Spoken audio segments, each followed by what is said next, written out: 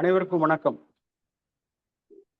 நண்பர்களே, மிக சிறப்பான வெள்ளி இலக்கிய மேடையினுடைய 150வது கூட்டம் என்று தொடங்குகிறது.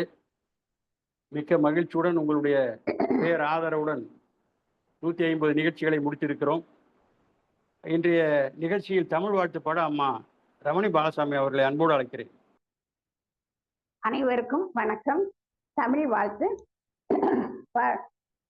தமிழுக்கும் அமுதென்று பேர், அந்த தமிழ் இன்ப தமிழ் எங்கள் உயிருக்கு நீர், உயிருக்கு நீர். தமிழுக்கும் அமுதென்று பேர், தமிழுக்கு நிலவென்று பேர், இன்ப தமிழ் எங்கள் சமூகத்தின் விளைவுக்கு நீர். தமிழுக்கு மனம் என்று பேர், இன்ப தமிழ் எங்கள் வாழ்வுக்கு நீருமித்த ஊர். தமிழுக்கு மதுவென்று பேர், தமிழுக்கு மதுவென்று பேர், இன்ப தமிழ் எங்கள் உரிமை பயிருக்கு வேர், பயிருக்கு வேர். தமிழுக்கும் அமுதென்று பேர், தமிழ் எங்கள் இளமைக்கு பார், தமிழ் எங்கள் இளமைக்கு பார், இன்ப தமிழ் நல்ல புகழ் மிக்க புலவர்க்கு மேல், புலவர்க்கு மேல்.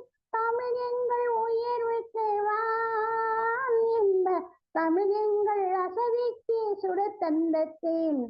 தமிழ் எங்கள் உயர்வுக்கு வான், இன்ப தமிழ் எங்கள் அசதிக்கு சுட தந்தத்தேன். தமிழுக்கும் அமுதென்று பேர், தமிழ் எங்கள் அறிவுக்கு தோள், இன்ப தமிழ் நல்ல கவிதைக்கு வைரத்தின் வாழ், வைரத்தின் வாழ். தமிழ் எங்கள் பிறவிக்கு தாய், இன்ப தமிழ் எங்கள் வளமிக்க உளமுற்றத்தி. தமிழ் எங்கள் பிறவிக்கு தாய், இன்ப தமிழ் எங்கள் வளமிக்க உளமுற்றத்தி. தமிழுக்கும் அமுதென்று பேர், அந்த தமிழ் இன்ப தமிழ் எங்கள் உயிருக்கு நேர், உயிருக்கு நேர். தமிழுக்கும் அமுதென்று பேர். வணக்கம். நன்றி. நன்றி அம்மா, மிக்க நன்றி. எல்லா நிகழ்ச்சிகளுக்கும் தமிழ் வாழ்த்து நீங்களே பாடியிருக்கிறீர்கள் என்பது ஒரு சிறப்பு. அம்மா அவர்களுக்கு எங்களுடைய நன்றியை தெரிவித்துக் கொள்கிறோம். இன்றைய நிகழ்ச்சிக்கு வருகை தந்திருக்கிற இன்றைய நிகழ்ச்சியிலே தலைமை ஏற்க இருக்கிற வெள்ளி இலக்கிய மேடையினுடைய நிறுவன தலைவர் ஐயா கே ஜி ராஜேந்தர் பாபு அவர்களே, மிக சிறப்பான ஒரு தமிழ் வாழ்த்தை பாடிய அம்மா ரமணி பாலசாமி அவர்களே, யோகியார் அவர்களின் அகல்யா என்ற படைப்பை பற்றி பேச இருக்கிற மரியாதைக்குரிய பொன் வேலுமயில் ஐயா அவர்களே, பாரதியாருடைய கண்ணன் பாட்டு என்பதை பற்றி பாட இருக்கிற ஐயா ராஜா ராமலிங்கம் அவர்களே,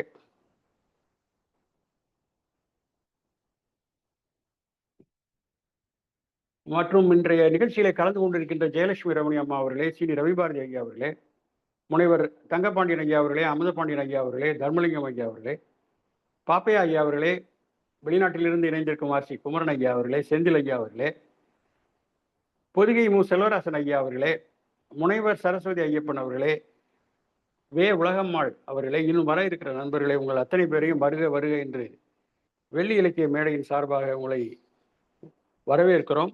அடுத்ததாக வெள்ளி இலக்கிய மேடையினுடைய வாழ்த்து பாடல் ஒன்றை இப்பொழுது நான் ஒளிபரப்புகிறேன்.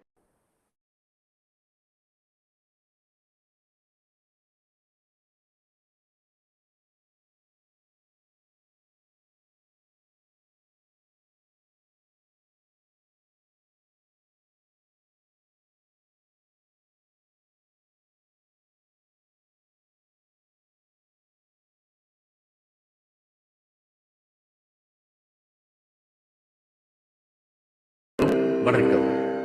வெள்ளி இலக்கிய மேடை வாழ்த்து பாடல். இந்த பாடலை எழுதியவர் எங்கள் அன்பு திரு கு மாப்பா கபிலன் அவர்கள். இந்த பாடலை பாடிக்கொண்டிருப்பது ஹைதராபாத்திலிருந்து ரவிசங்கர். வெள்ளிக்கிழமை மாலையிலே ஒன்று கூடுவோம், வெள்ளிக்கிழமை மாலையிலே ஒன்று கூடுவோம், வெள்ளி இலக்கிய மேடையிலே நின்று பாடுவோம்.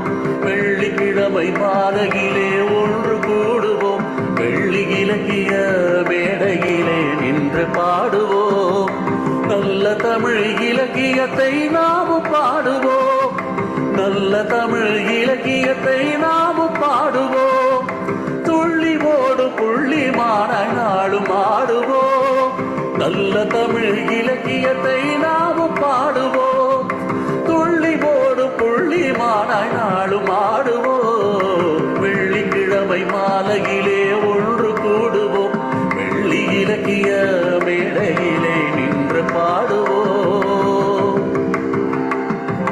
வள்ளுவனின் குறளமுதை விரும்பி சொல்லுவோம், தெள்ளு தமிழ் காப்பியத்தை திரும்பச் சொல்லுவோம், வள்ளுவனின் குறளமுதை விரும்பி சொல்லுவோம், தெள்ளு தமிழ் காப்பியத்தை திரும்பச் சொல்லுவோம், வெல்லும் தமிழை உலகின் காதில் கொண்டு செல்லுவோம், வெல்லும் தமிழை உலகின் காதில் கொண்டு செல்லுவோம், நல்ல தமிழ் வாடும் என உறக்க சொல்லுவோம், நல்ல தமிழ் வாடும் என உறக்க சொல்லுவோம், வெள்ளிக்கிழமை மாலையிலே ஒன்று கூடுவோம், வெள்ளி இலக்கிய வேளையிலே நின்று பாடுவோம், கம்பநாடன் சொல்லாடலை கேட்டு ரசிப்போம், கண்ணதாசன் பாடல்களின் தேனை சுவைப்போம், கம்பநாடன் சொல்லாடலை கேட்டு ரசிப்போம், கண்ணதாசன் பாடல்களின் தேனை சுவைப்போம், வெள்ளி மாலை தமிழ் அமுதை ஊடு கழிப்போம், வெள்ளி மாலை தமிழ் அமுதை ஊடு கழிப்போம், முல்லை மலர் தமிழ் கடலில் ஒத்து குளிப்போம், முல்லை மலர் தமிழ் கடலில் ஒத்து குளிப்போம், வெள்ளிக்கிழமை மாலையிலே ஒன்று கூடுவோம், வெள்ளி இலக்கிய மேடையிலே நின்று பாடுவோம், வெள்ளிக்கிழமை மாலையிலே ஒன்று கூடுவோம், வெள்ளி இலக்கிய மேடையிலே நின்று பாடுவோம்.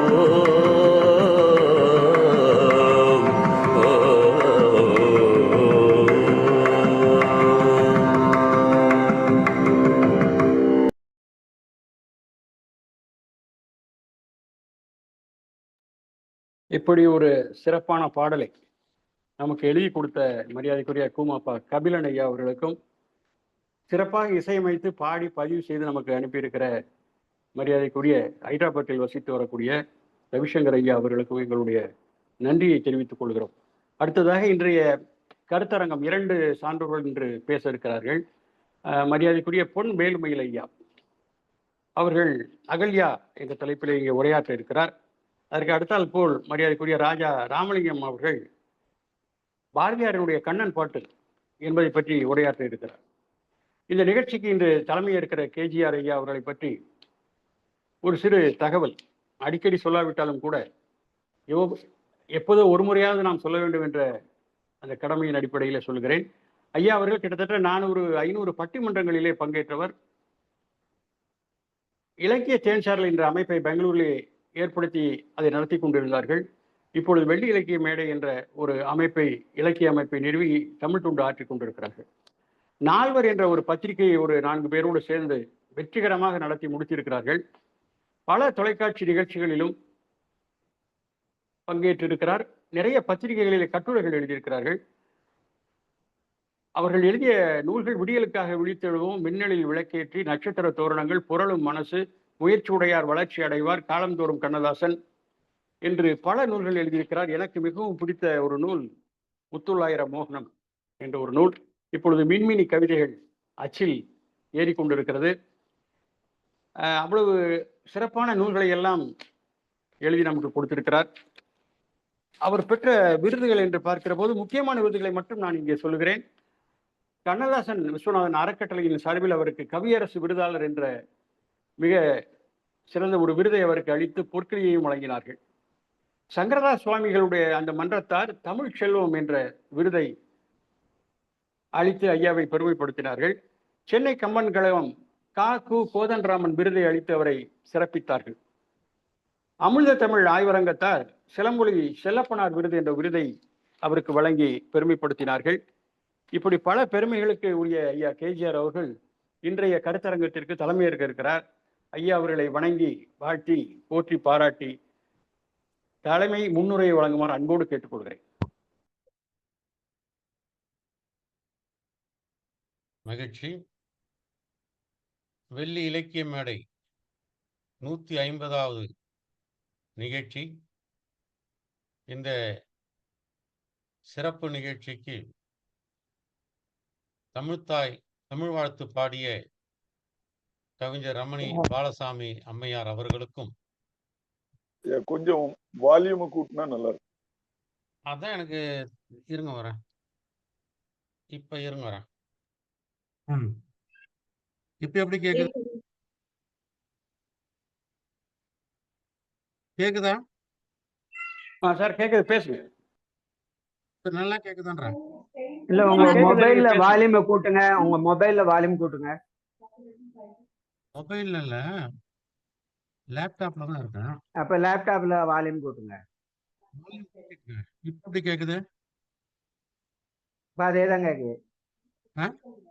அப்படியேதான் இருக்குது சார். ஒரு 2 நிமிஷம் பேசுங்க, அதுக்கப்புறம் டிசைட் பண்ணிக்கலாம். ஓகே.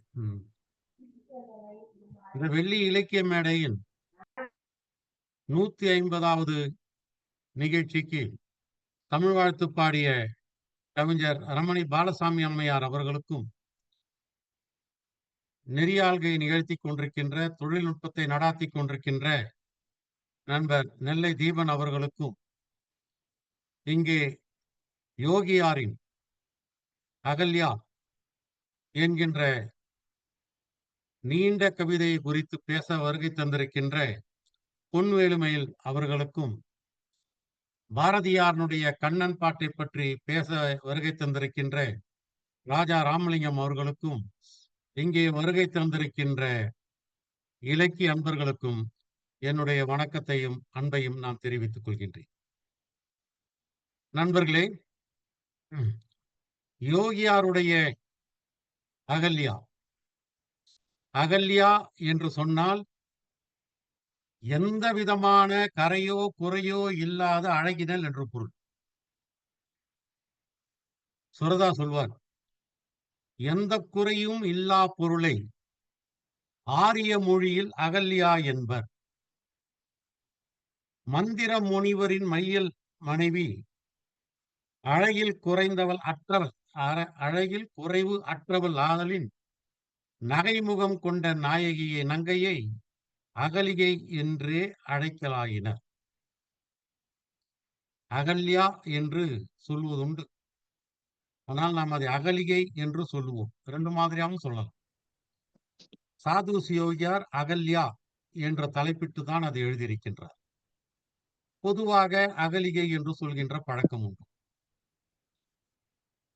சாது சியோகியார் மலையாளத்திலே இருக்கின்ற இலைப்பள்ளி என்று நினைக்கின்றேன், அந்த இடத்திலே பிறந்து ஈரோட்டு பக்கத்திலே வளர்ந்தவர். இளம் வயதிலேயே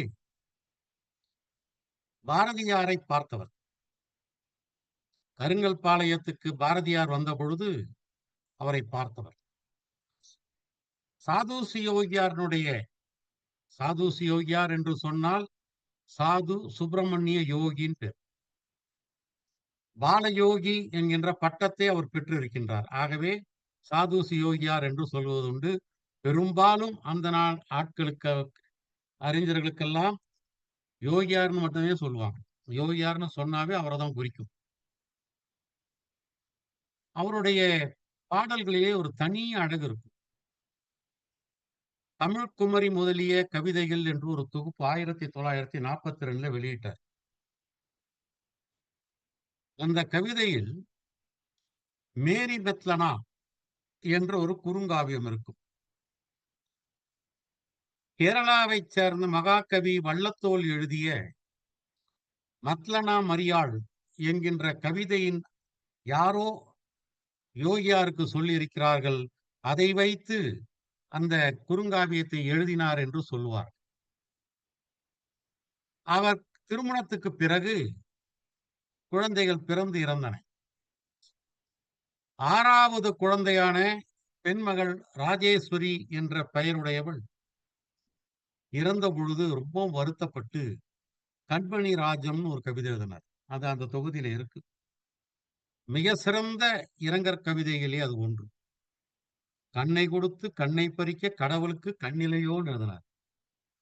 பெண்ணை கொடுத்து பெண்ணை பறிக்க பிழை என்ன செய்தேனோன்னு எழுதுவார். இப்படி ஒரு இரங்கற் கவிதையை மிக நேர்த்தியாக எழுதிய பெருமை. அவர் இறங்கிதான் எழுதினார். கவிதை உணர்ச்சி வயப்பட்டு தான் எழுதினார். அழுதுதான் எழுதினார். அது ஒரு சிறந்த இலக்கியமாக நமக்கு அமைந்து விட்டது. ஆக மேரி மெத்லனா அருமையான காவியம். கண்மணி ராஜம் இரங்கற் கவிதையிலே ஒரு மிக சிறந்த கவிதைகளிலே ஒன்று. உமர் கய்யாமுடைய பாடல்களை கவிமணி தேசிய விநாயகம் பிள்ளை மொழிபெயர்த்தது போலவே சாதுசு யோகியார் அவர்களும் மொழிபெயர்த்திருக்கிறார். சாதுசு யோகியாருடைய மொழிபெயர்ப்பு கவிமணியினுடைய மொழிபெயர்ப்பை விட கொஞ்சம் வித்தியாசமாகத்தான் இருக்கும். இரண்டையும் படித்து பார்ப்போம். இரண்டுமே நன்றாக படித்து பார்த்திருக்கிறேன். இரண்டுமே அழகாக இருக்கும்.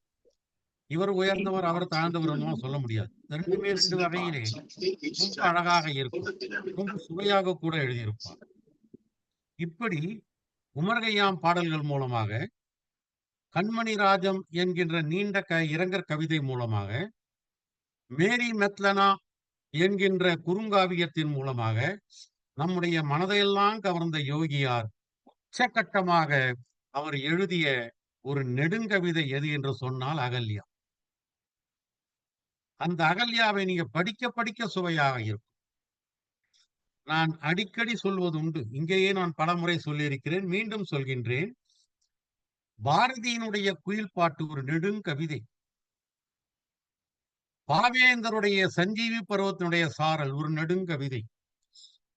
கவியரசு கண்ணதாசனுடைய மாதவி என்கின்ற ஒரு நெடுங்கவிதை. தமிழொலி எழுதிய மேதினம் என்கின்ற ஒரு நெடுங்கவிதை. யோகியார் எழுதிய அகல்யா என்கின்ற நெடுங்கவிதை. இந்த அத்தனை கவிதையிலும் படித்து படித்து இன்புறத்தக்க கவிதைகள் என்பதை என்னுடைய அனுபவபூர்வமாக நான் சொல்கின்றேன். ஏன்னா அத்தனை கவிதைகளும் நான் படித்திருக்கிறேன். பலமுறை நான் யோகியாருடைய அந்த அகல்யாவை நான் படித்திருக்கிறேன். அந்த யோகியார் அவர்கள் பாரதியினுடைய சிறப்பு, கவிதையினுடைய சிறப்பு அவரிடத்திலே இருக்கும். பாரதியைப் போலவே அவர் சக்தி உபாசகர்.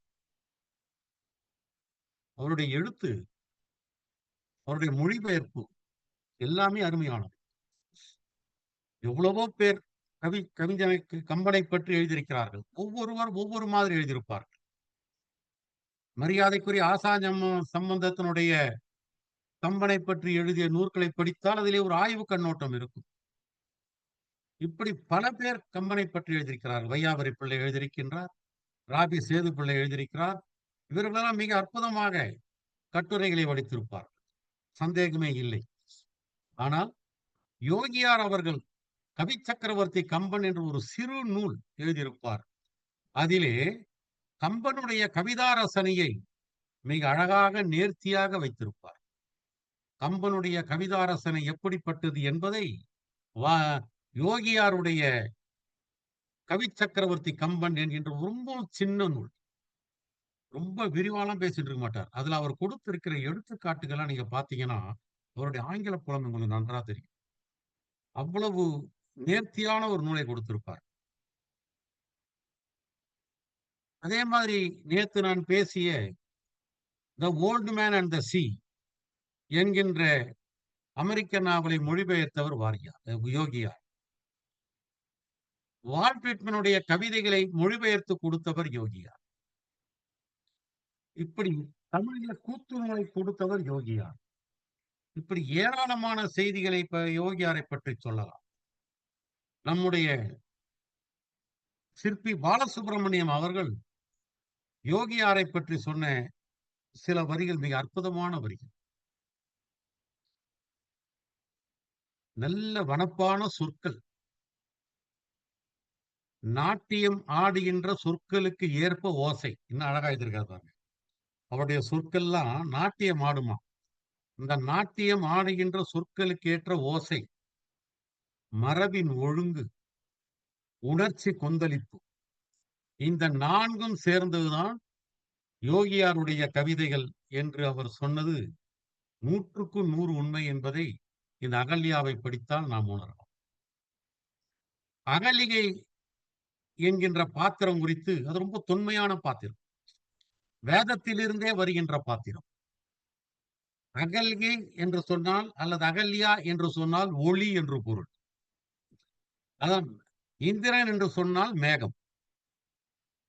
அகலிகை ஒளி, இந்திரன் மேகம் என்கின்ற காரணத்தினாலே தான் 2 பேரையும் இணைத்து பேசப்பட்டிருப்பதாகவும் சொல்லுவார்கள்.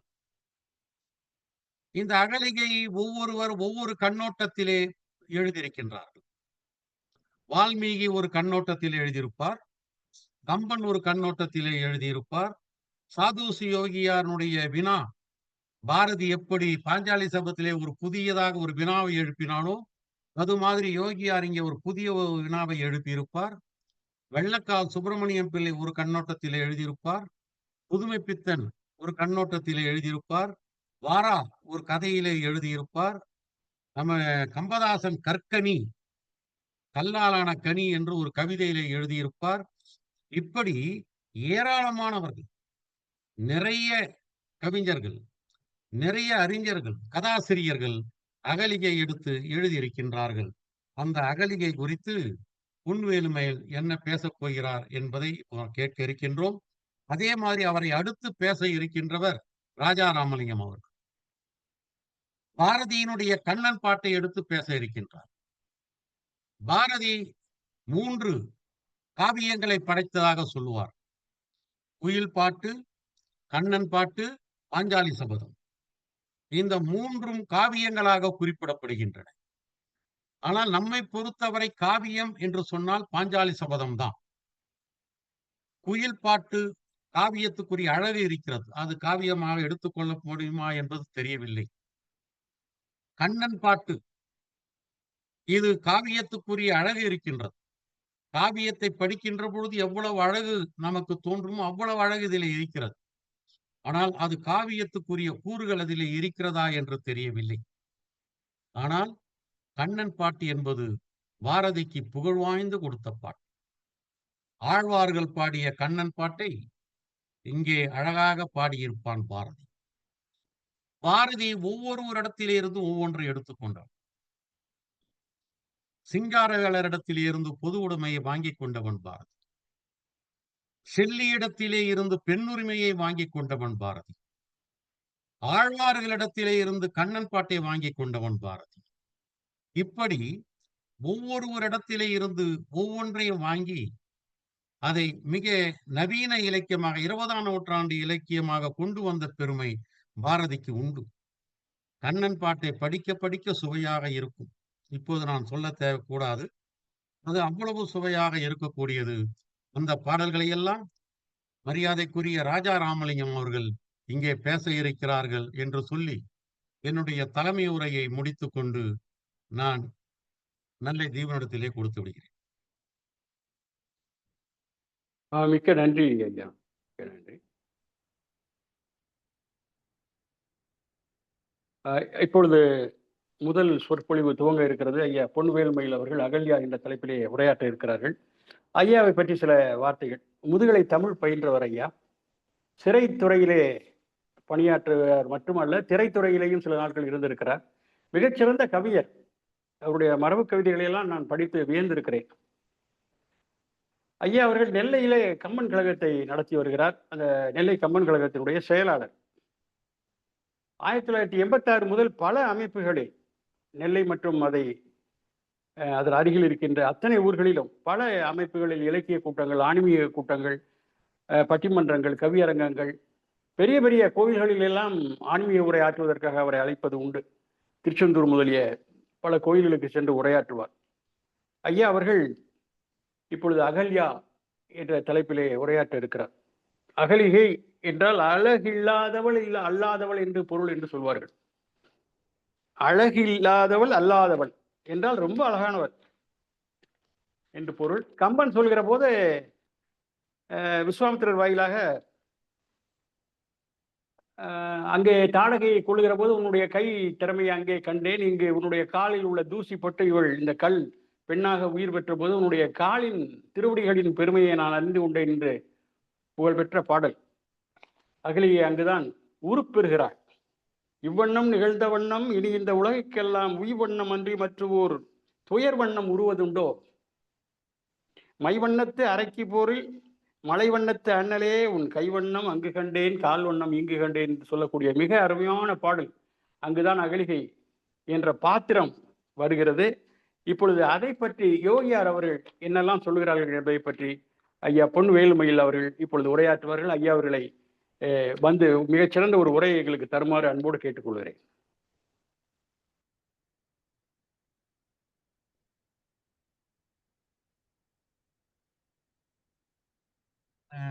தீபன் எனக்கு கோஹோஸ்ட் கொடுங்க.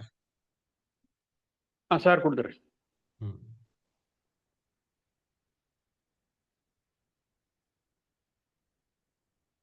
தமிழ் இலக்கியத்தின் மைல்கல்லாக விளங்கக்கூடிய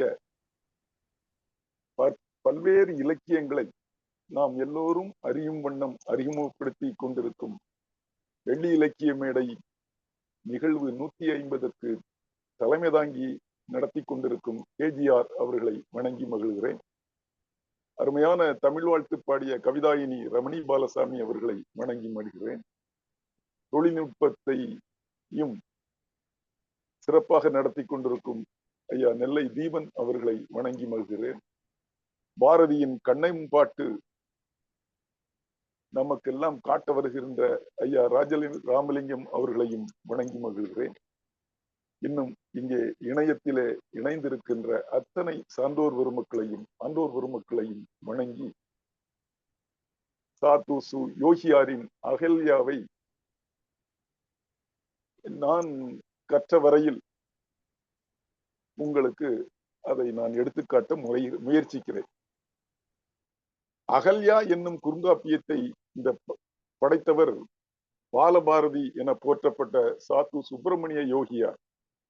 கேரளாவில் உள்ள எல்லப்பள்ளி என்ற சிறிய கிராமத்தில் துரசாமி ஐயர் மீனாட்சி அம்மாள் தம்பதிக்கு 1996 1904 பிறந்தார். இவரது தந்தையார் வழக்கறிஞர். தந்தை சிறுவயதிலேயே காலமாக சங்ககிரிக்கு குடிபெயர்ந்தார்கள். இவரது இயற்பெயர் சுப்பிரமணியன். ஆனால் அது நாளடைவில் சங்ககிரி துரைசாமி சுப்பிரமணிய யோகியார் ஆனது. இளமையிலேயே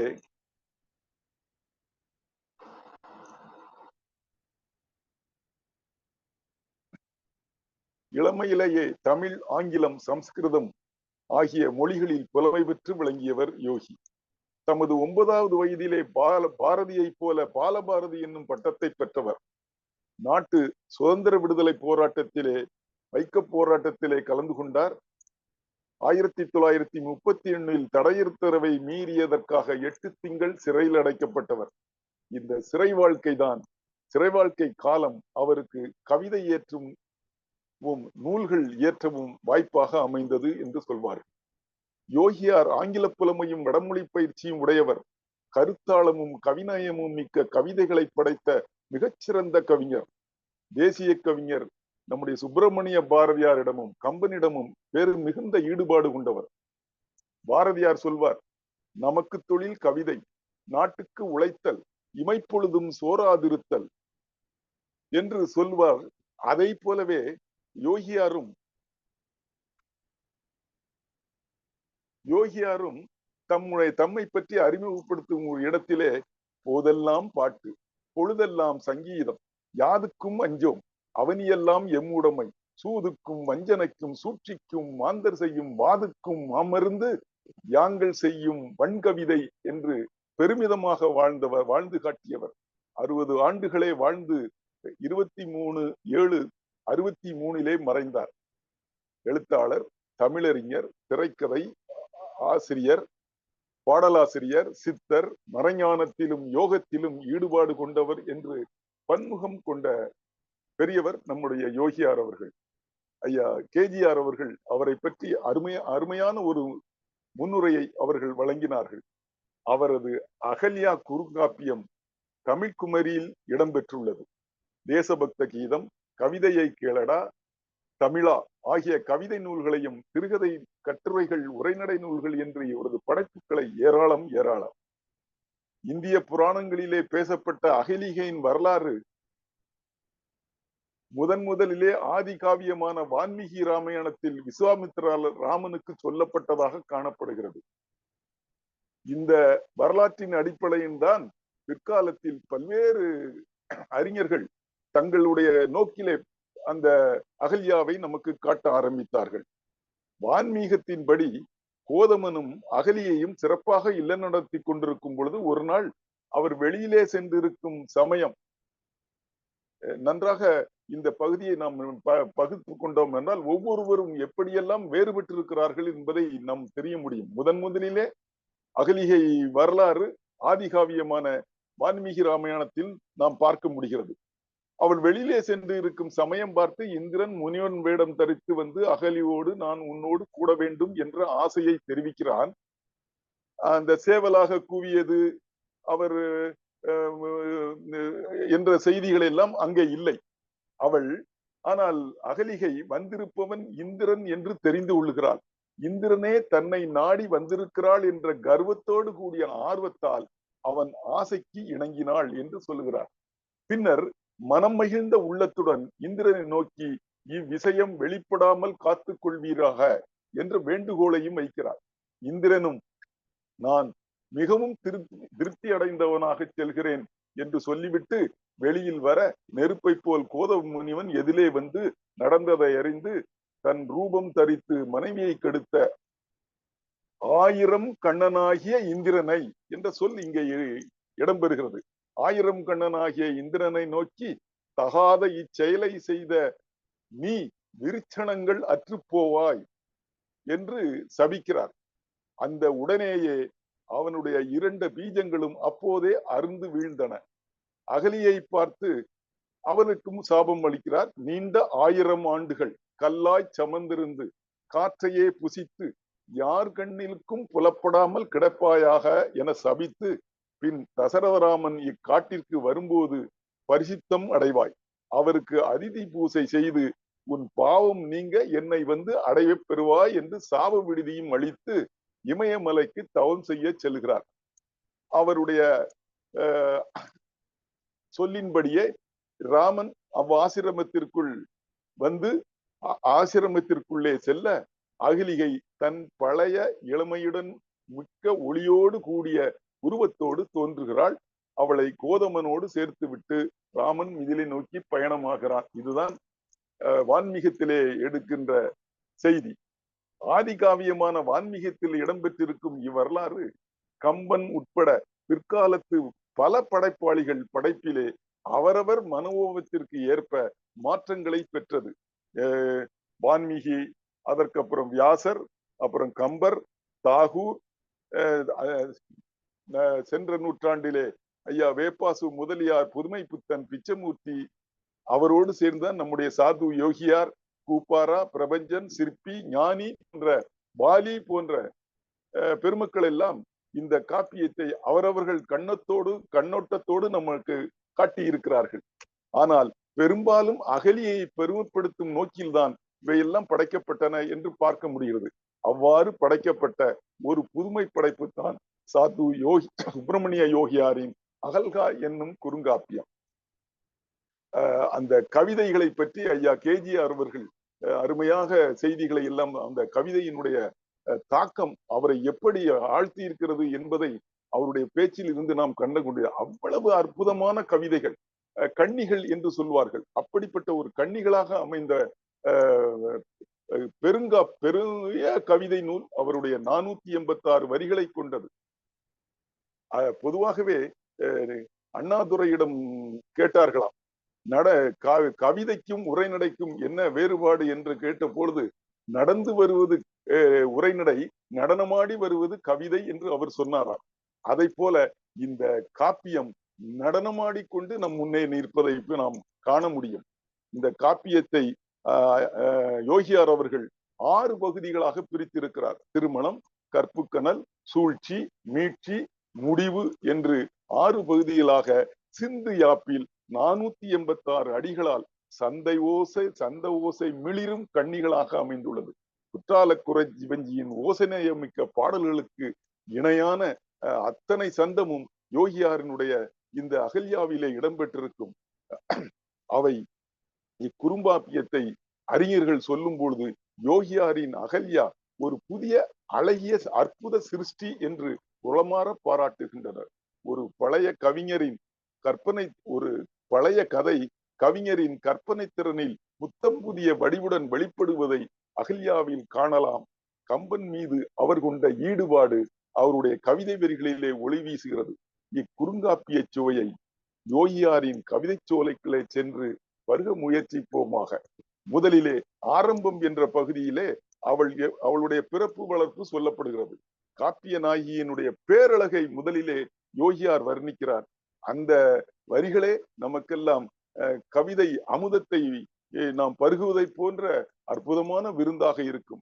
அகல்யா என்ற சொல் எதிர்மறை பொருளிலே அமைந்த சொல். தீபன் அவர்களும் சொன்னார்கள், தலைவர் அவர்களும் சொன்னார்கள். அகல்யாவை ஆ கூட்டல் கல்யா என்று பிரிக்க வேண்டும் என்று பிரித்தால் இந்த கல்யா என்ற சொல்லுக்கு அழகின்மை என்று பொருள். ஆ என்பது எதிர்மறை சொல், ஆகவே எதிர்மறை எழுத்து. ஆகவே அகல்யா என்ற சொல்லுக்கு அழகின்மை சிறிதும் இல்லாதவள் என்று பொருள் கூடுகிறார்கள். ஆகவேதான் யோகியார் அவளை பற்றி முதலிலே அறிமுகப்படுத்தும் போது அவர் பேரழகை வர்ணிக்கிறார். அந்த பேரழகை வர்ணிப்பது எப்படி தெரியுமா? அத்தனையும் எதிர்மறை சொற்களால் அவரை வர்ணிப்பது இந்த பெயரை அவர் நினைவிலே கொண்டு அப்படி வர்ணித்திருக்கிறாரோ என்று எண்ண தோன்றும். சொல்லுகிறார் பாருங்கள். பூவாத பூங்கமலம், புறையாத மணிவிளக்கம், மோவாத முத்தாரம், முளையாத செங்கரும்பு, காம்பின்றி தன்னிலேதான் காண்பிரியும் கற்பகக்கா, கூம்பும் முட்டினிலே குமையாத மின்னல் வெள்ளம், குவியாத சந்திரிகை குலையாத வானநீதி, அவியாத மீனரசி, அலையாத அமுத கும்பம் என்று அவருடைய அழகு இந்த ஆரம்பத்திலேயே அவருடைய கவிதை அழகு நமக்கு தெரியும். வேதத்திலே ஐயா சொன்னதை போல வேதத்திலே அகல்யா ஒளியாக சொல்லப்பட்டதை கருத்திலே கொண்டு அவள் பிறப்பு பற்றி சொல்லுகிறார் யோகியார் அவர்கள். சாமானிய பெண் போல அவள் மானுட கருவிலே வந்து உதித்தவள் அல்ல. யாக நெருப்பிலே தோன்றிய பாஞ்சாலியை போல பிரம்மனால் யாக நெருப்பில் தோற்றுவிக்கப்பட்ட ஒளிவடிவானவள் என்று கவிஞர் சொல்லுகிறார். அதை சொல்லும் பொழுது புகை நீக்கி செந்தழலில் புரி நீக்கி செவ்வொளியை நகையாக்க அந்த நகை ஓர் நறுமலராய் பூத்ததென பங்கயத்து நான்முகனார் பங்கயத்து பொங்கரியில் தங்கம் தழைத்த மதுத்தளர் கனவாய் தோன்றினாயே என்று அவளை விളിக்கிறார். சுப்பிரமணிய யோகியார் அகல்யாவின் அழுகை மீண்டும் வடித்து தரும் அழகே அழகு. அன்னையில்லா கன்னிகையே, யார் உனக்கு யவனம் என்னும் புன்னகையை தந்தானே. எப்படி ஒரு அருமையான சொல் பாருங்கள். பெண்களுக்கு யவனம் வருகின்ற நேரத்தில் தான் அவள் அழகு, பேரழகு நமக்கு எல்லாம் தெரியும். அந்த சொல்லை புன்னகை என்று சொல்கிறார். யவனம் என்னும் புன்னகையை தந்தானே புதுவயிர பெட்டகமே, நள்ளிரவில் கனவாகி நாளோடும் பூத்தவளே, தெள்ளியதூர் தேன்வடிவே தெய்வீகமாம் பேரழகே, யாக கனற்கனவே அருமறைக்கு நாயகிவே, போகத்து பூங்கனவே போதத்து அகலிகையே என்று அவளுடைய போர்கிறார்கள். அகலியை பேரழகியாக மட்டும் காட்டவில்லை, போகத்து பூங்கனவே, போதம் என்றால் அறிவு, அறிவுக்கு மிக்க அகலிகையே என்று பேசுகிறார் என்று சொல்லிவிட்டு அவளுடைய அங்கங்களை எல்லாம் வர்ணித்து ஒரு 20 வழிகளிலே பாடுகிறார். இவள் இத்தனை பேரர்களுடன் விண்ணிலே விளையாடுகிறார்களாம்.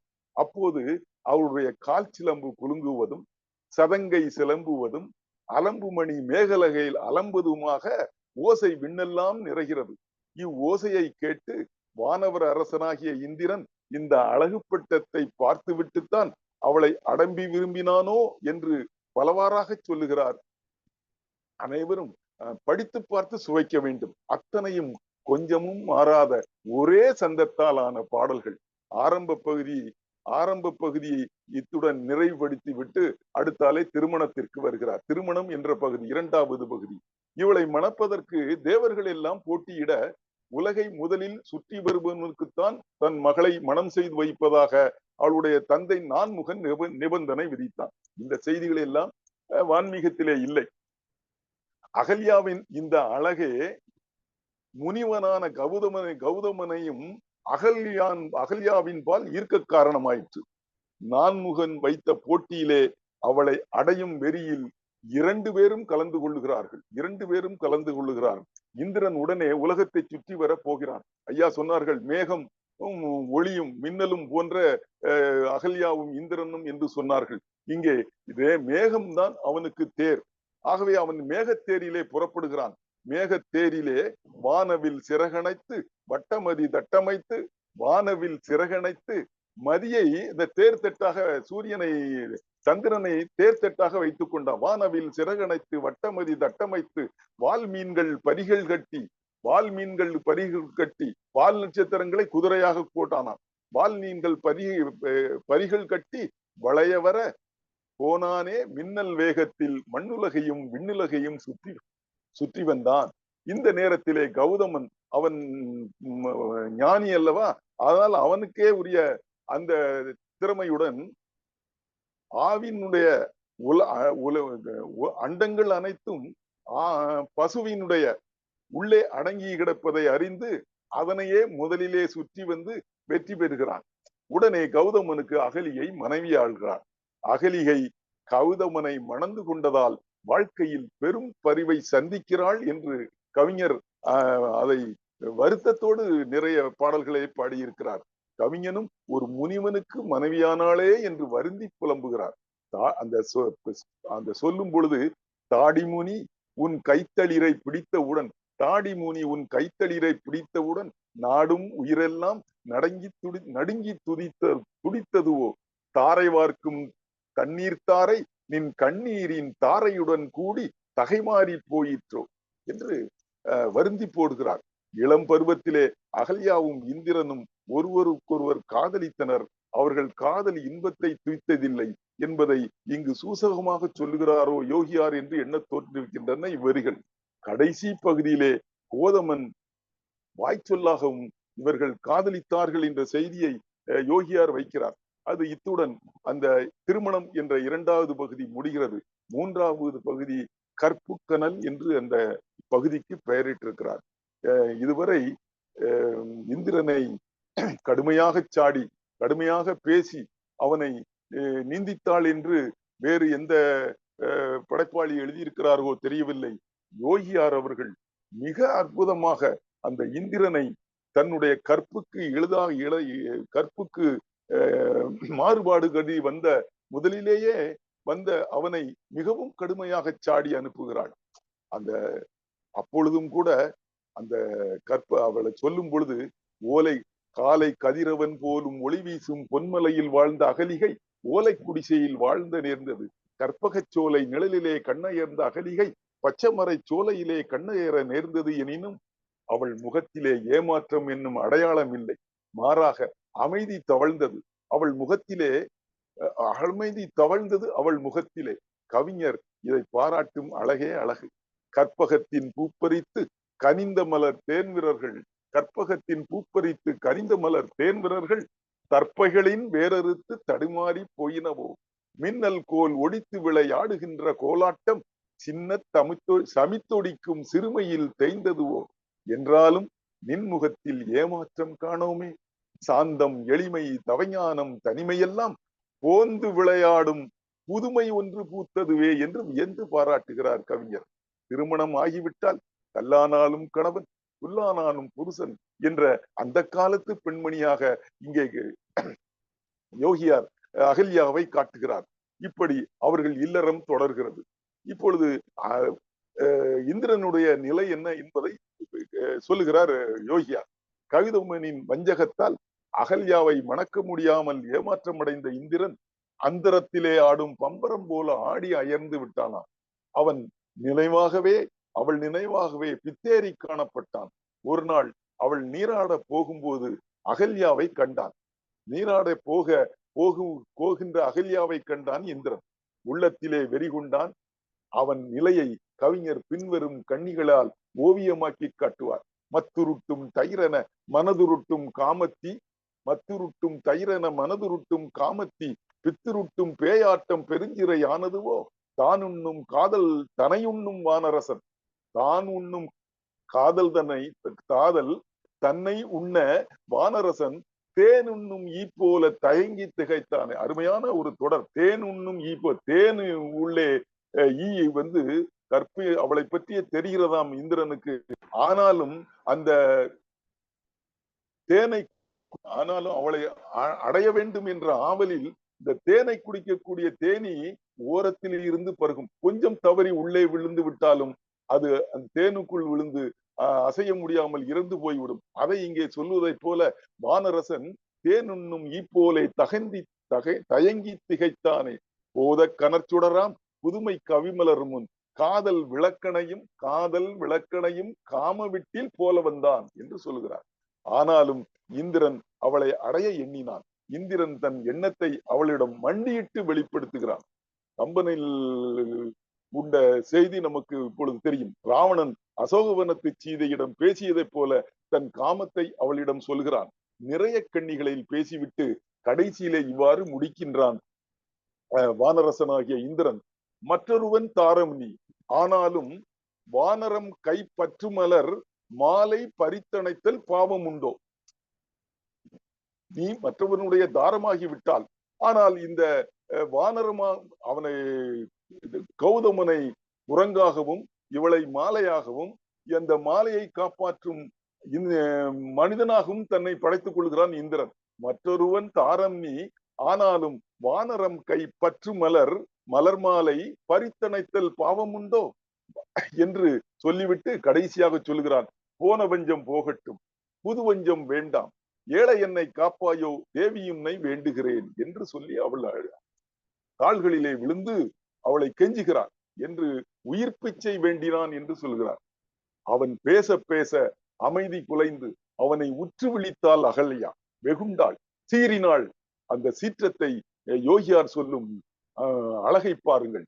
யாரை நீ சொன்னாய் அடகடுவாய் மதியில்லாதாய், யாரை நீ சொன்னாய் அடகடுவாய் மதியில்லாதாய், வேரை அறியாதே வெற்றிலையை வேட்கின்றாய், கற்புக்கனல் நான் காம சிறுபுழு நீ, அற்பம் நீ என்பால் அன்புரைக்க வந்தாயோ.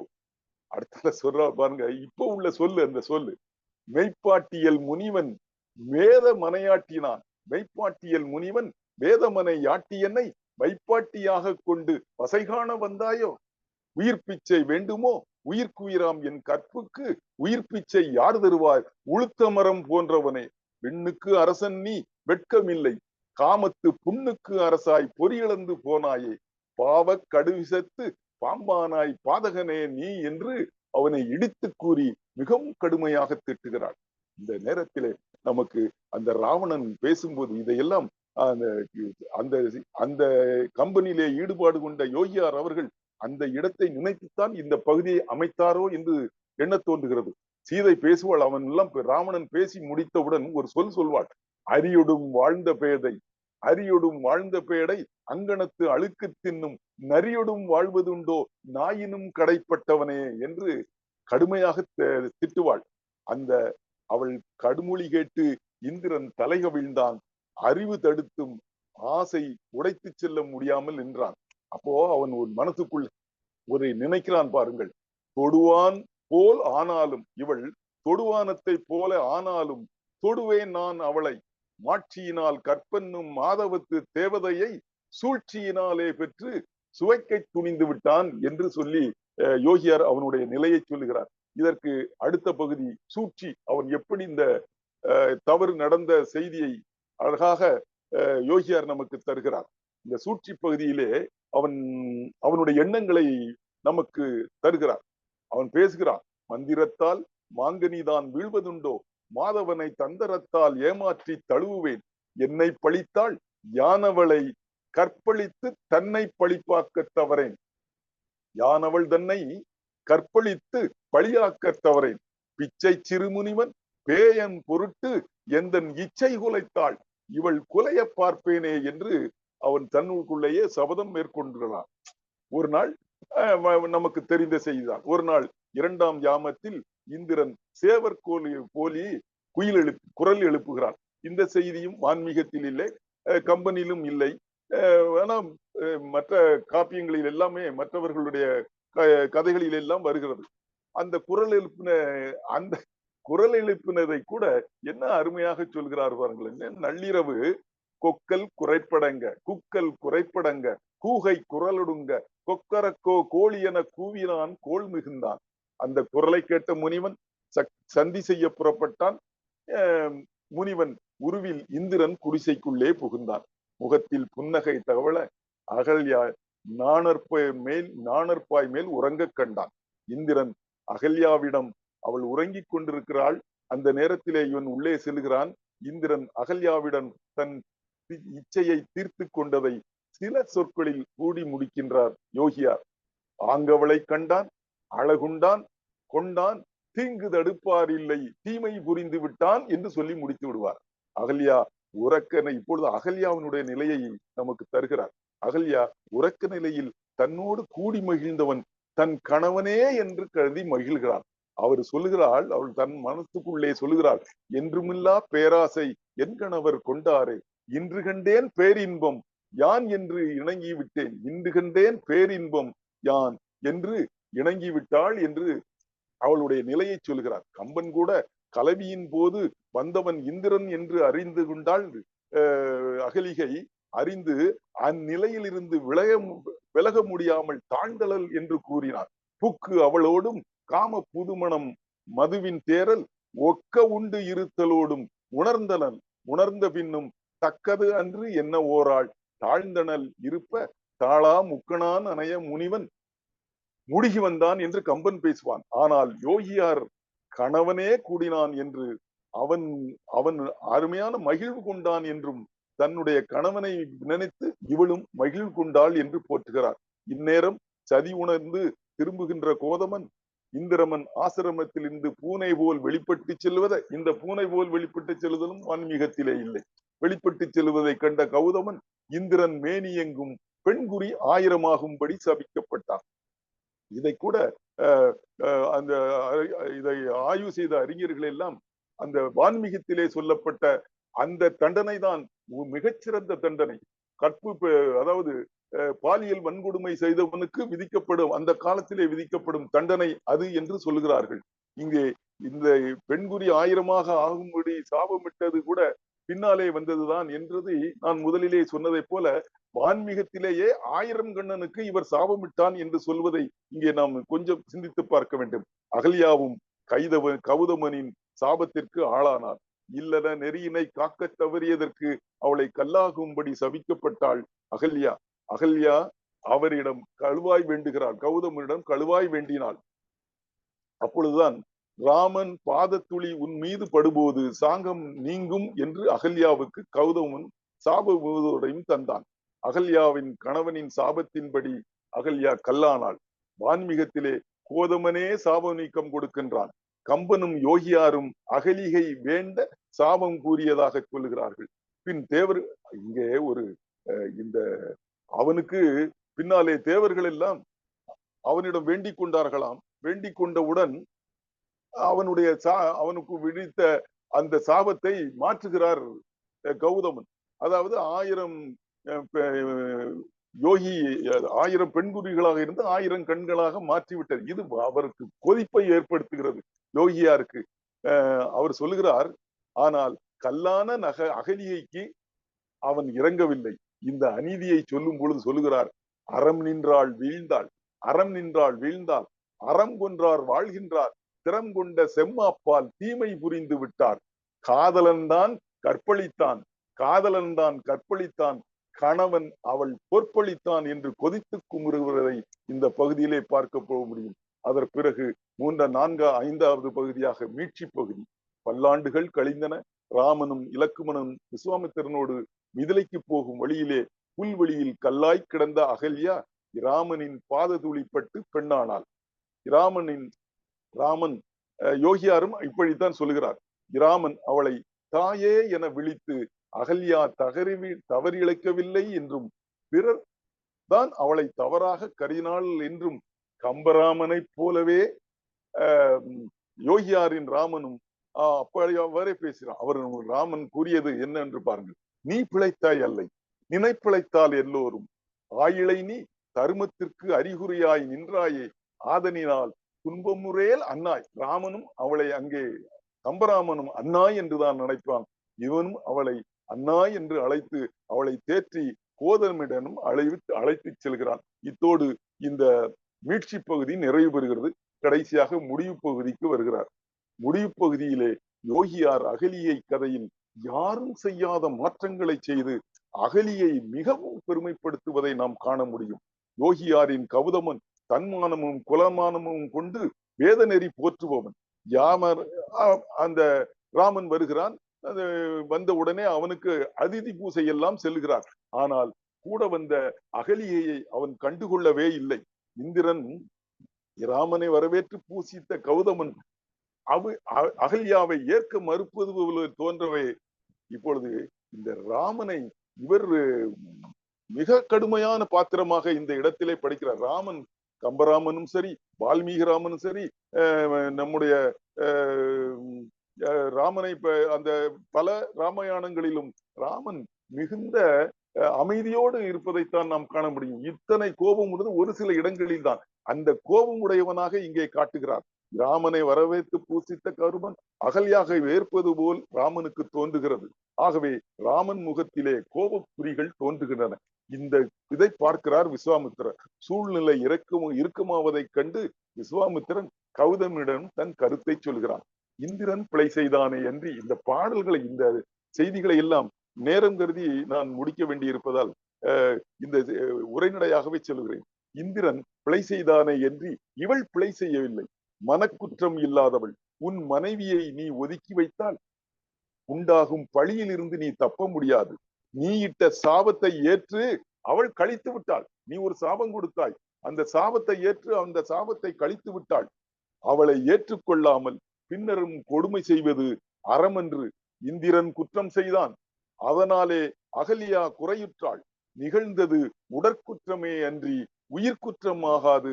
அவளை ஏற்றுக்கொள் என்று ஒரு நீண்ட உரையை கௌதமனுக்கு சொல்கிறான் விஸ்வாமித்திரன். விஸ்வாமித்திரன் எவ்வளவு கூறியும் கௌதமன் ஏற்கவில்லை. தனக்கும் தன் குலத்திற்கும் பழியை உண்டாக்கிய அவளின் கண்ணீரை கண்டு நான் இரக்கமுற்று அவளை ஏற்றுக்கொண்டாலும் இந்த இடத்திலே மற்ற படைப்பாளர்கள் எல்லாம் காண்பித்ததை போல கௌதமனையும் மிக கொடுமையாளனாக காட்டுகின்றான்.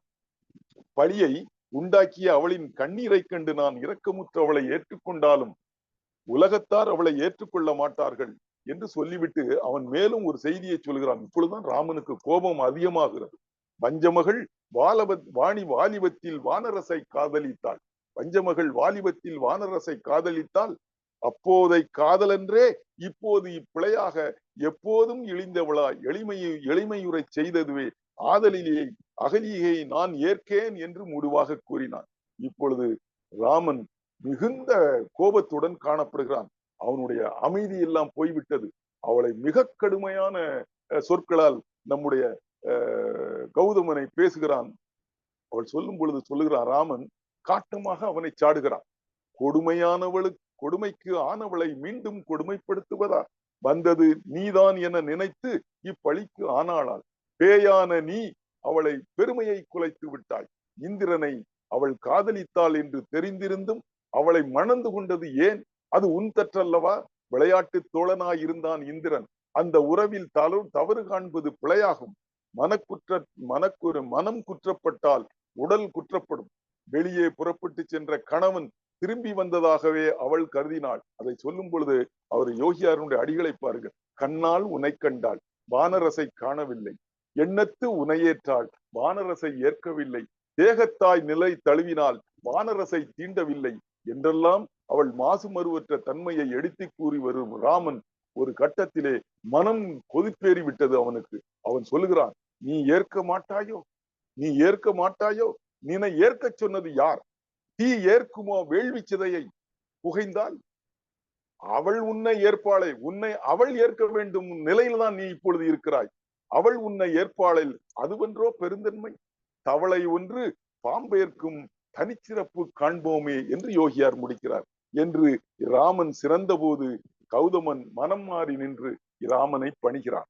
ராமன் கௌதமனை அகலிகையின் காலில் விழுந்து மன்னிப்பு கேட்க சொன்னார். இந்த யோகியாரனுடைய இந்த பகுதி அகலியை மேல் விருப்பு கொண்டவர்கள் அல்லது அவளை பெருமைப்படுத்த வேண்டும், அவளுடைய நிலைக்கு இறங்கியவர்கள் எல்லோருக்கும் ஒரு மன ஆறுதலை தரும்படியாக இந்த பகுதியை அமைத்திருக்கிறார். ராமன் அவனுடைய காலியிலே விழுந்து நீ மன்னிப்பு கேட்க சொல்லு வேண்டும் என்று சொன்னவுடன் அவனும் இணங்கி அவ்வாறே அவள் காலில் அவன் விழும்போது அவனை விழாமல் மேலெடுத்து அவள் தாண்டாள் என்று சொல்கிறார்.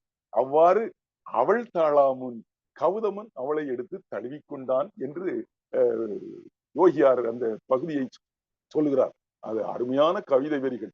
வீழ்வாளை, என்ன அற்புதமான வரிகள் பாருங்கள். வீழ்வானை வீழாமுன் மேலெடுத்து தான் வீழ்வாள், தாழ்வாளை தாழாமுன் தான் எடுப்பான் தழுவுகின்றான் என்று அவளை ஏற்றுக்கொண்டு அவளை தழுவி மகிழ்ந்து நின்றான் கௌதமன் என்று சொல்லிவிட்டு இந்த பகுதியை நிறைவு செய்யும் பொழுது நம்முடைய தீபன் அவர்கள் ஒரு பாடலை சொன்னார்கள்.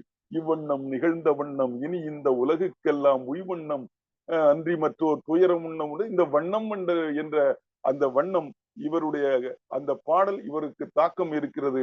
ஆகவே அதை நிறைவு செய்யும் பொழுது சொல்லுகிறார், இவ்வண்ணம் இருவோரும் இணைபிரியாது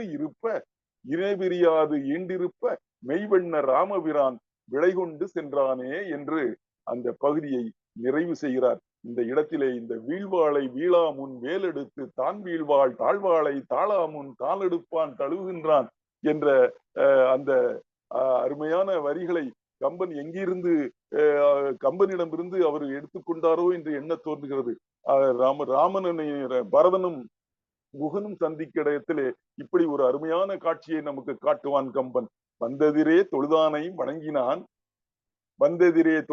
வணங்கினான் மலரிருந்த அந்தணனும் தனை வணங்கும் அவனும் அவனடி வீழ்ந்தான், தந்தையினும் களிகூறத் தழுவினான், தகவுடையோர் சிந்தையிலும் சென்னியிலும் வீற்றிருக்கும் சீர்த்தியான் என்று கம்பன் படித்த அந்த நீலையை கொண்டு வந்து இந்த கௌதமனுக்கும் அகலிகைக்கும் பாட்டுகிறார் நம்முடைய ஆசிரியர் யோகியார் அவர்கள். அகலிகை வரலாற்றை ராமனுக்கு உணர்த்திய பின் இவ்வாறு நிறைவு செய்கிறார். அகல்யா இந்திரனின் காம இச்சைக்கு பலியானாலும் உள்ளத்தாலும் உடலாலும் குற்றமில்லாதது என்பதை இவ்வாறு தன் குறுங்காப்பியத்திலே நிறுவரார் யோகியார் அவர்கள். நிறுவி அவரும் நிறைவு செய்கிறார் யோகியார். இவ் அற்புதமான காப்பியத்தை நான் வாசிப்பதற்கும் வாசித்து மகிழ்ந்த அந்த இனிமையை உங்களோடு சிந்திப்பதற்கும் வாய்ப்பளித்த வெள்ளி இலக்கிய மேடைக்கு அதனுடைய சான்றோர் மனுக்களுக்கும் மீண்டும் நன்றி கூறி நான் எனது உரையையும் நிறைவு செய்கிறேன். நன்றி, வணக்கம்.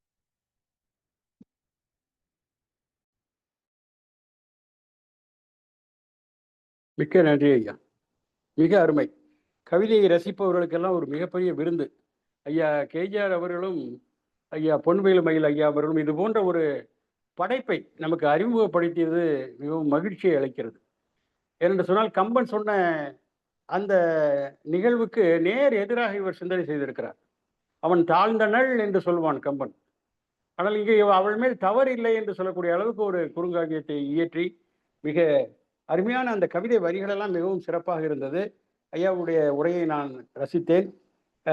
மிகவும் விரிவாக பின்னுரையிலே தலைவர் சொல்வார்கள் என்றால் சொல்லக்கூட எனக்கு பிடித்த ஒரு 2 செய்தியை மட்டும் நான் உங்களுக்கு சொல்கிறேன். ஐயா ஒரு வார்த்தையை சொன்னார். ராவணன் வந்து சீதையிடம் கெஞ்சுகிற போது அவள் சொல்லுவார், அரியுடும் வாழ்ந்த பேடை அங்கனத்து அழுக்கு தின்னும் நரியுடும் வாழ்வதுண்டோ என்று சொல்வாள் அல்லவா. அந்த அங்கனம் என்ற வார்த்தை ஒரு வட்டார சொல் வழக்கம். அது திருநெல்வேலியில் உண்டு. இப்பெல்லாம் அந்த அட்டாச்சு பாத்ரூம் இருக்குல்ல, அப்போ அதெல்லாம் கிடையாது. அந்த மத்தியில் உள்ள ஒரு அந்த ஹாலில் அந்த மூலையில் ஒரு சின்ன இடம் இருக்கும், சரிவாக இருக்கும். அது பாத்திரம்லாம் போட்டு அந்த இடத்துல கழுவுவாங்க. அது தனியாக வெளியிலலாம் கிடையாது, அது வீட்டுக்குள்ளே இருக்கும். அந்த மாதிரி ஒரு இடத்த அங்கனம்னு சொல்லுவாங்க. அந்த வார்த்தையை கம்பர் அங்கே பயன்படுத்தியிருப்பார். அது நல்லா இருந்தது. இதே போல் இந்த அகலிகை வெண்பா வெள்ளக்கால் சுப்பிரமணிய முதலியார் எழுதிய ஒரு கவிதை எனக்கு மிகவும் பிடித்த கவிதை. அவர் இந்த நிகழ்ச்சி நடந்ததை, அந்த நிகழ்வை தன்னுடைய கவிதையிலே சொல்லுகிறார். ஒரு புலி மானை துரத்தியது போல அந்த கற்பனை செய்து அந்த கவிதையை வடிக்கிறார். செம்மான் தன்னை பற்றி தின்ன புகுந்த புலி அம்மான் பதறி உணர்வற்றூரினும் சும்மா தினாது விடாவாரே தேவர்கோன் அந்தோ தனாது கருத்தை முடித்தான் என்று அந்த கவிதை முடியும். மிகச் சிறப்பாக இருந்தது ஐயா உங்களோட உரை, மிக்க நன்றி. அடுத்ததாக பாரதியாரினுடைய கண்ணன் பாடல் என்பதை பற்றி மரியாதைக்குரிய ராஜா ராமலிங்கம் ஐயா நம்மோடு ஆரம்பத்திலிருந்து தொடர்ந்து பயணம் செய்து கொண்டிருக்கிறார். வெள்ளி இலக்கிய மேடைக்கும் அவருக்கும் நிறைய தொடர்பு உண்டு. ஐயா அவர்கள் தமிழ்நாடு அரசினுடைய மாநில அரசினுடைய தணிக்கை துறையிலே உதவி இயக்குநராக பணியாற்றி ஓய்வு பெற்றவர். MA தமிழ் இலக்கியம் பயின்றவர். அது மாத்திரமல்ல, ஆங்கில இலக்கியத்திலே முதுகலை பட்டம் வாங்கியவர். அது மாத்திரமல்ல, இதழியல் மற்றும் மக்கள் தகவலியலில் முதுகலை பட்டம் பெற்றவர். நிறைய படித்த ஒரு பெருமகனார். மாநில தமிழ் சங்கம் நெல்லையிலே நடத்துகின்ற பல நிகழ்ச்சிகளிலே உரையாற்றி இருக்கிறார். அது மாத்திரமல்ல, அங்கே கண்ணதாசன் இலக்கிய பேரவை என்று ஒரு அமைப்பு ஏற்படுத்தி கண்ணதாசனுடைய பெருமையெல்லாம் அடிக்கடி அங்கே பேசி மகிழ்ந்து கொண்டிருப்பார்கள். சேரை பாலகிருஷ்ணன் போன்றவர்கள் எல்லாம் அந்த அமைப்புகளிலும் ஐயா பங்கேற்று உரையாற்றி இருக்கிறார். ஐயா அவர்கள் இப்பொழுது நமக்கு பாரதியாரின் கண்ணன் பாட்டு என்பதை பற்றி ஒரு 30 நிமிடங்கள் நம்முடைய உரையாற்றுவார். ஐயா அவர்களை வாழ்த்தி வணங்கி போற்றி பாராட்டி வருக, தங்களுடைய உரையை தருக என்று பணிவோடு கேட்டுக்கொள்கிறேன்.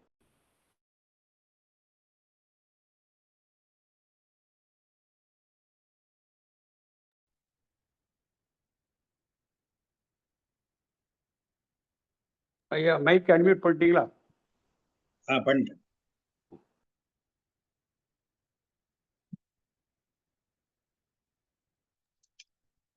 ஐயா தொடங்கலாங்க. ஐயா உங்க முகம் நல்லா தெரியற மாதிரி வைங்க. திரையில முகம் நல்லா தெரியணும். வெளிச்சம் உங்க முகத்துல படணும் ஐயா. உங்க லைட் உங்களுக்கு பின்ன இப்ப தெரியுங்க. சரியா இருக்கு, சரியா இருக்கு. பேசுங்க.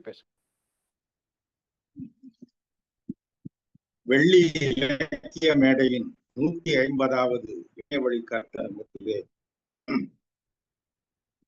கலந்து கொண்டிருக்கும் அனைத்து சான்றோர்களையும் தமிழ் ஆர்வலர்களையும் வணங்கி மகிழ்கின்றேன். களியுற்று நின்று கடவுளே இங்கு பழியற்று வாழ்ந்திட கண் பார்ப்பாய், ஒளிபற்று கல்வி பல தேர்ந்து கடமையெல்லாம் நன்காற்றி தோல் வினைக்கட்கெல்லாம் துறந்து என்று கூறிய பாட்டுப்பொரு புலவன் பாரதிக்கு நினைவஞ்சலி செலுத்தி எனது உரையை தொடங்குகின்றேன். நான் பாளையங்கோட்டை தூய சவேரியார் உயர்நிலைப் பள்ளியில் 7வது வகுப்பு படிக்கும் போது என்னிடம் உள்ள எழுத்து திறமை மற்றும் பேச்சு திறமையை கண்டுபிடித்து என்னை ஊக்குவித்து பல்வேறு கட்டுரை போட்டிகள் மற்றும் பேச்சு போட்டிகளிலே கலந்து கொண்டு மாவட்ட அளவில் முதல் பரிசு பெற வைத்த எனது தமிழாசிரியர் புலவர் மீசே கிரகோரி அவர்களுக்கு எனது நினைவஞ்சலி. பின்னர் நான் 10வது வகுப்பு படிக்கும்போது என்னை ஊக்குவித்து என்னை மாவட்ட நாவலராக்கிய தூய சவேரியார் உயர்நிலைப் பள்ளியின் தலைமை ஆசிரியர் மறைதிரு லூர்துராஜ் அடிகளாருக்கும் எனது நினைவஞ்சலி.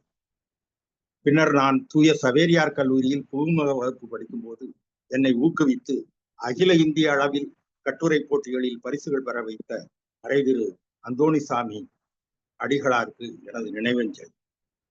பின்னர் யோவான் கல்லூரியில் இளங்கலை ஆங்கில இலக்கியம் நான் பயின்ற போது நாவலர் பேரவையில் எனக்கு பயிற்சி அளித்து மாநில அளவில் பேச்சு போட்டிகளில் பரிசு பெற வைத்து என்னை நாடறிந்த பேச்சாளர் ஆக்கிய எனது ஆசான் தமிழ் மாமணி முதுமுனைவர் பால் வளனரசு ஐயா அவர்களின் பொற்பாதங்களை வணங்கி எனது உரையை தொடங்குகின்றேன்.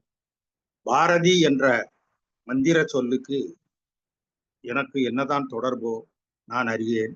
நான் பாளை தூய யோவான் கல்லூரியில் படிக்கும்போது எட்டயபுரத்தில் உள்ள உலக தமிழ் சங்கம் பாரதி விரும்பிய சமுதாய மறுமலர்ச்சி என்ற தலைப்பிலே ஒரு கட்டுரை போட்டியை நடத்தியது.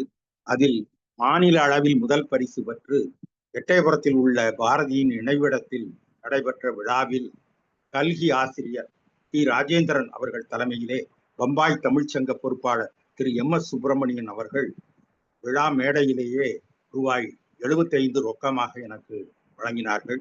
அப்போது முதல் கடந்த 50 ஆண்டு காலமாக பாரதியும் நான் வணங்கும் எங்கள் குலதெய்வம் கண்ணபிரானும் எனது பேச்சிலும் மூச்சிலும் நிறைந்துள்ளன.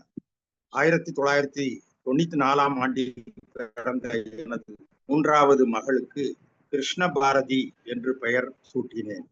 2010, 2011 ஆண்டுகளில் நான் மதுரையில் பணிபுரிந்த போது கிருஷ்ணாபுரம் காலனியில் பாரதி நகர் மேற்கு தெருவில் உள்ள செல்லம்மாள் பவனத்தில் நான் குடியிருந்தேன்.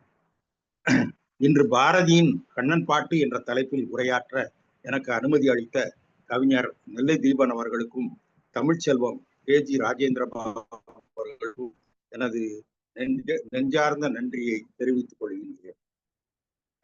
நெல்லை கம்பன் கழக செயலாளர் கவிஞர் பொன் வேலுமயில் அவர்களை வணங்கி மகிழ்கின்றேன்.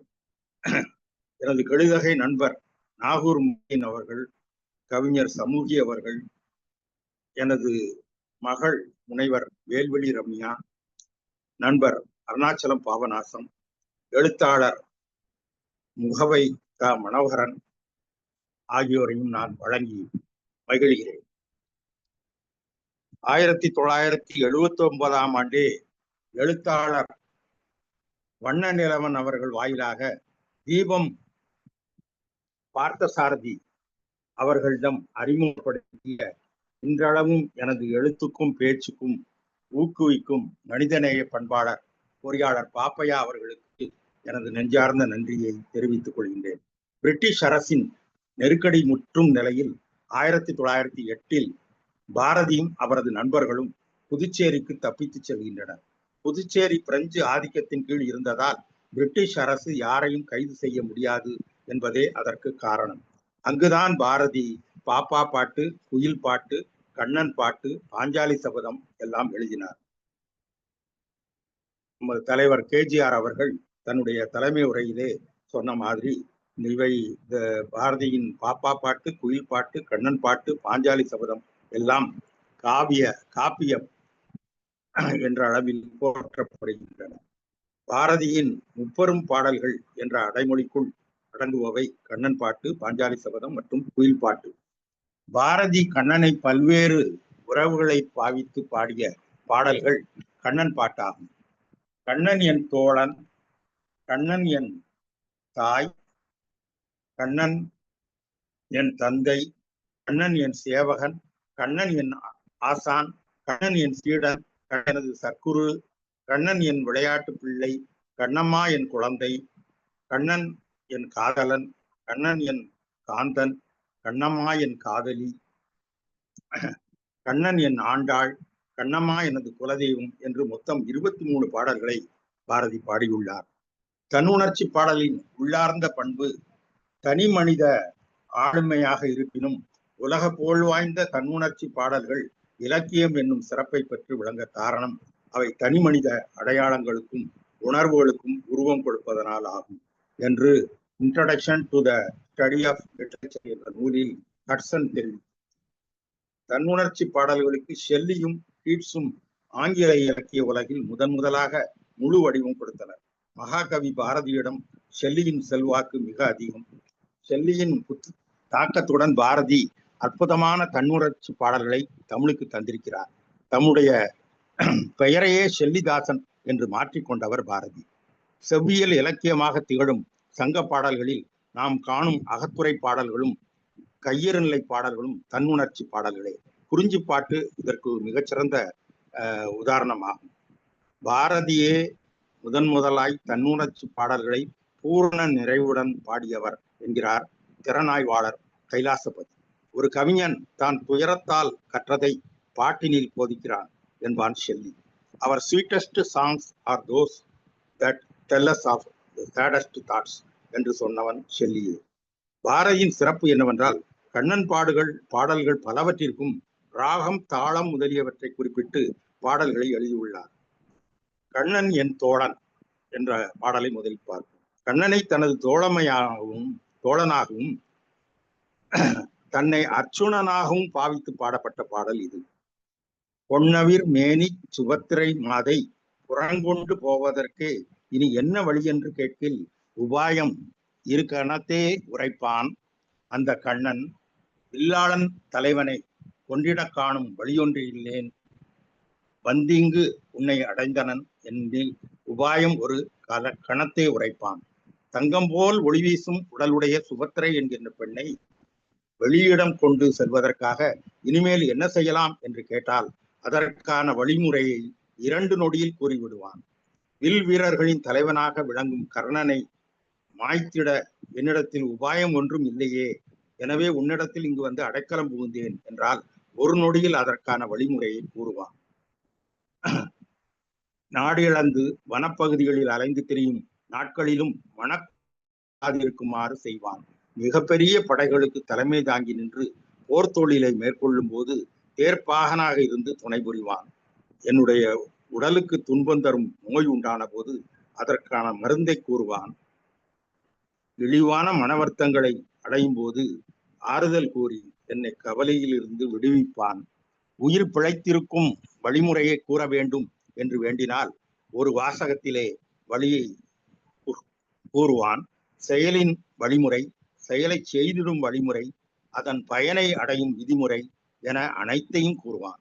நான் கூப்பிடும் போது சாக்கு போக்கு ஏதும் சொல்லாமல் அரை நொடிக்குள்ளாக வந்து சேர்வான்.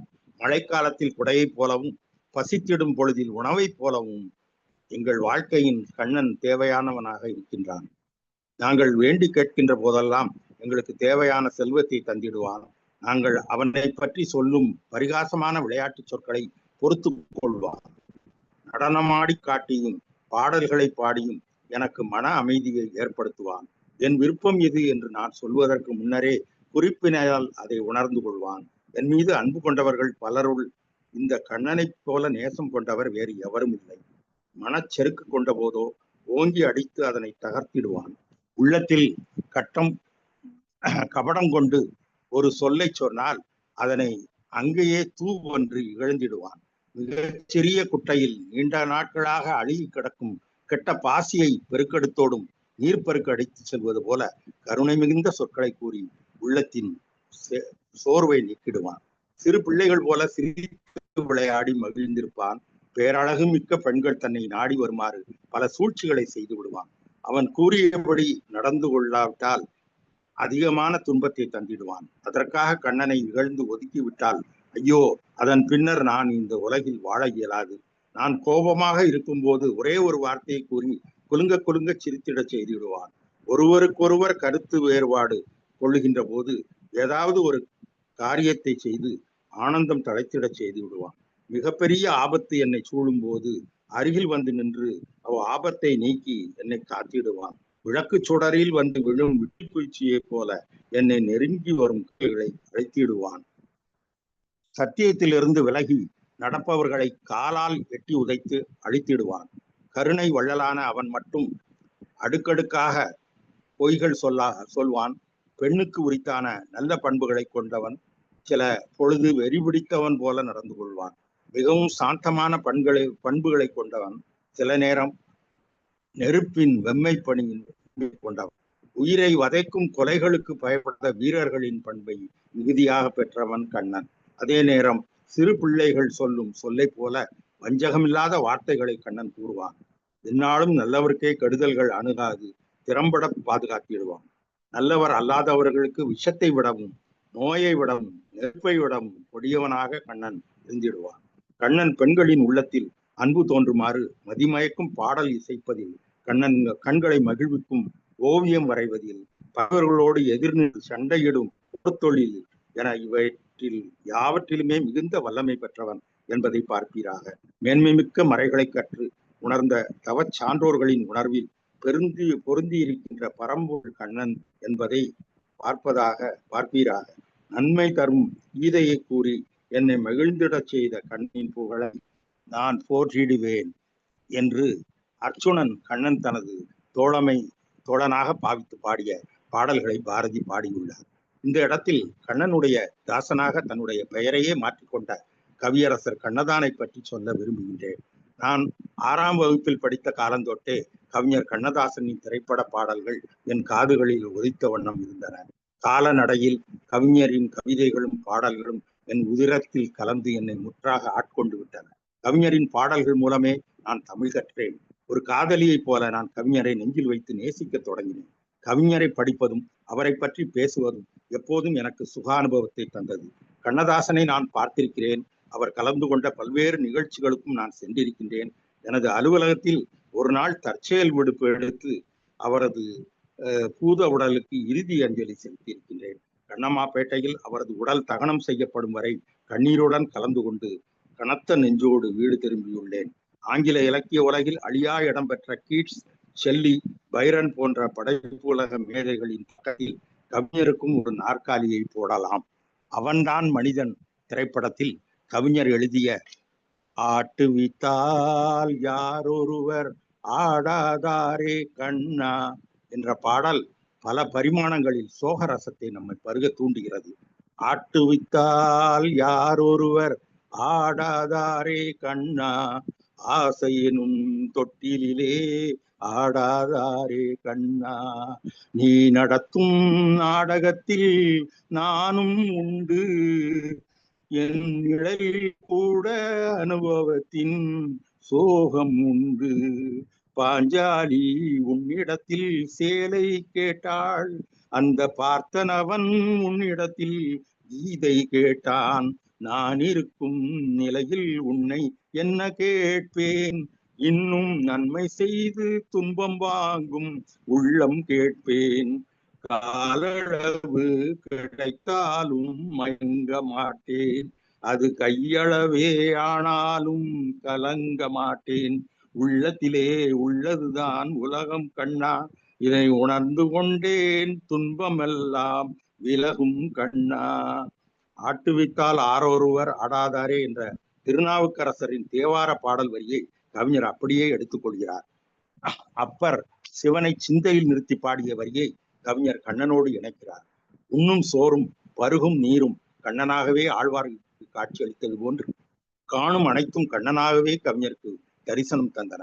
எனது மாமரங்களில் இன்னும் சில குயில்கள் பூவட்டும், அவை கண்ணா என்று பாடட்டும்.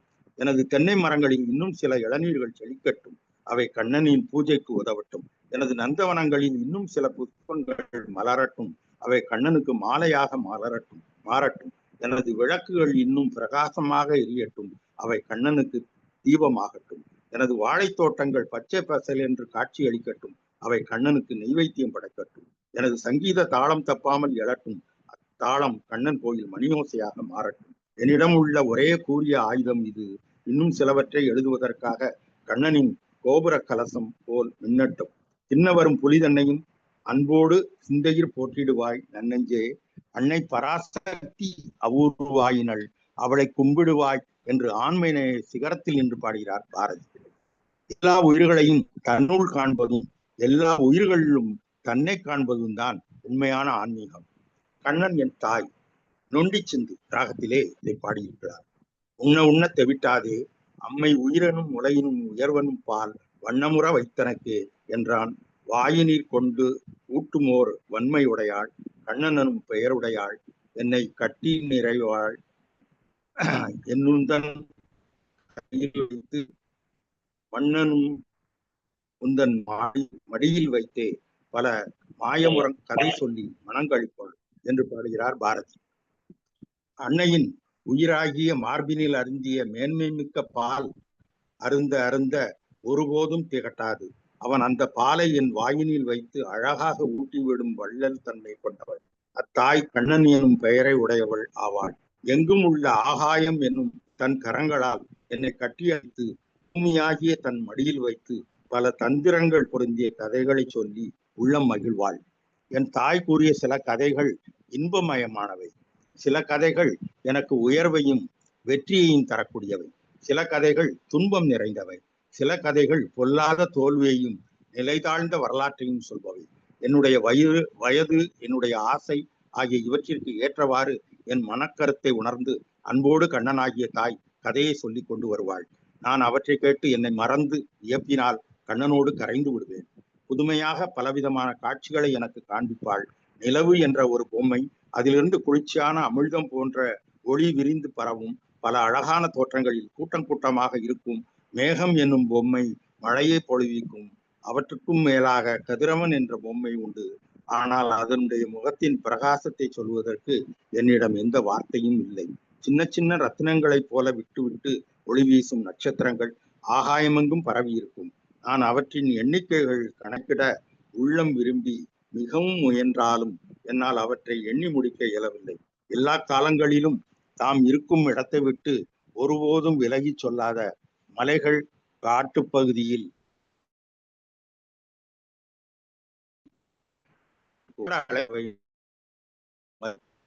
என்னோடு விட வரும் கண்ணனாக முழு விளையாடி வரும்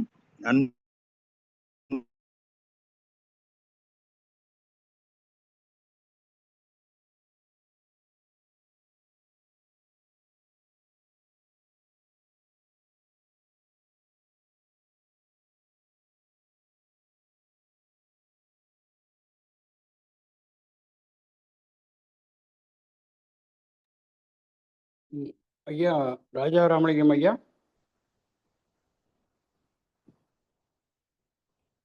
ராஜா ராமலிங்கம் ஐயா. இணைப்பு ஏதோ ப்ராப்ளம்.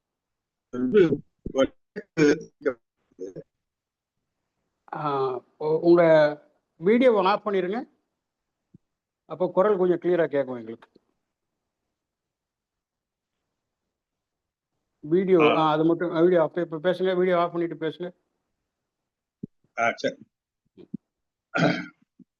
மரங்கள் செறிந்த இடங்கள், பூங்காக்கள், அங்கே சுற்றிலும் நிறைந்துள்ள பல வண்ண ஒளி வீசும் பூக்கள், அங்குள்ள மரங்களில் தொங்கிக் கொண்டிருக்கும் மிகுந்த இனிப்பு சுவை மிக்க பழங்கள் என இவ்வாறு உலகம் முழுவதும் மிகுதியாக இருக்கின்ற அதிகமான விருப்பத்தை தருகின்ற பொம்மைகளை என் தாயாகிய கண்ணன் பல கோடிக்கணக்கில் அழகும் இனிமையும் பொறுத்து தொகுத்து வைத்திருக்கின்றான்.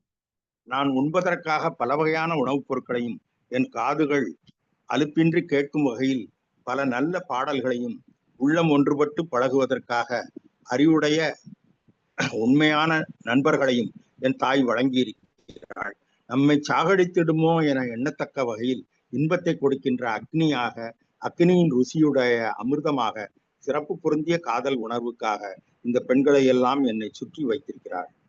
சிறகுகளை உடைய பறவைகள், மண்ணில் அலைந்து திரியும் மிருகங்கள், மண்ணில் ஊர்ந்து செல்லும் பிராணிகள், ஒலிக்கின்ற கடல் முழுவதும் கணக்கில் அடங்கா பல வகையான சுறாக்களும் மீன்களும் ஆகிய பல்லுயிர்கள் என பல நண்பர்களை என் தாய் எனக்கு வழங்கினாள்.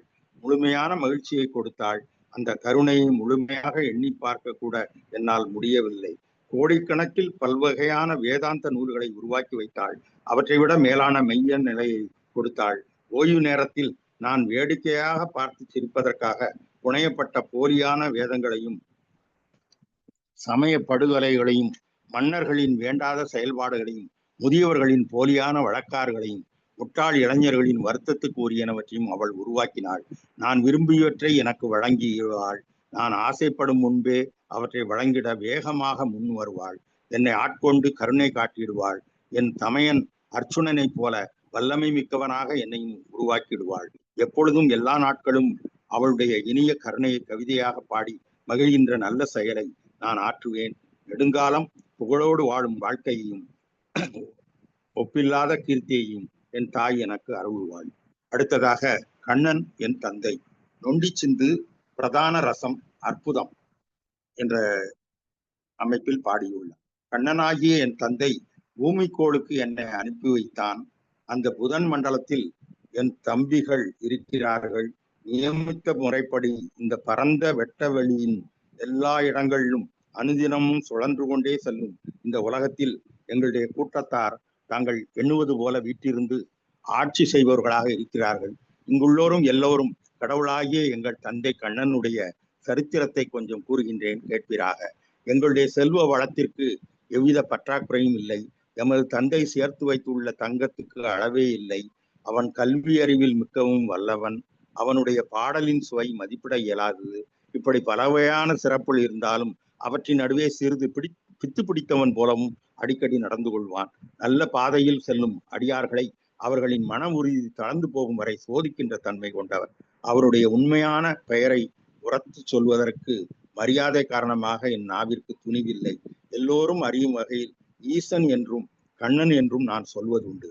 அவருடைய திருமுக தரிசனம் பெறாதவர்கள் அவனுக்கு 3 வகையான பெயர்களை சூட்டி பிரம்மன், திருமால், சிவன் சண்டை போட்டுக் கொள்வார்கள். அவனை பற்றிய சிறப்பு தெரியாதவர்கள் சிலர் அவனை தேவர் கூட்டத்தில் ஒருவன் என்று சொல்வார்கள். அவர் வீரர் குலத்தில் பிறந்தார். வேறுபாடு இல்லாமல் இடையர் குலத்தில் வளர்ந்தார்.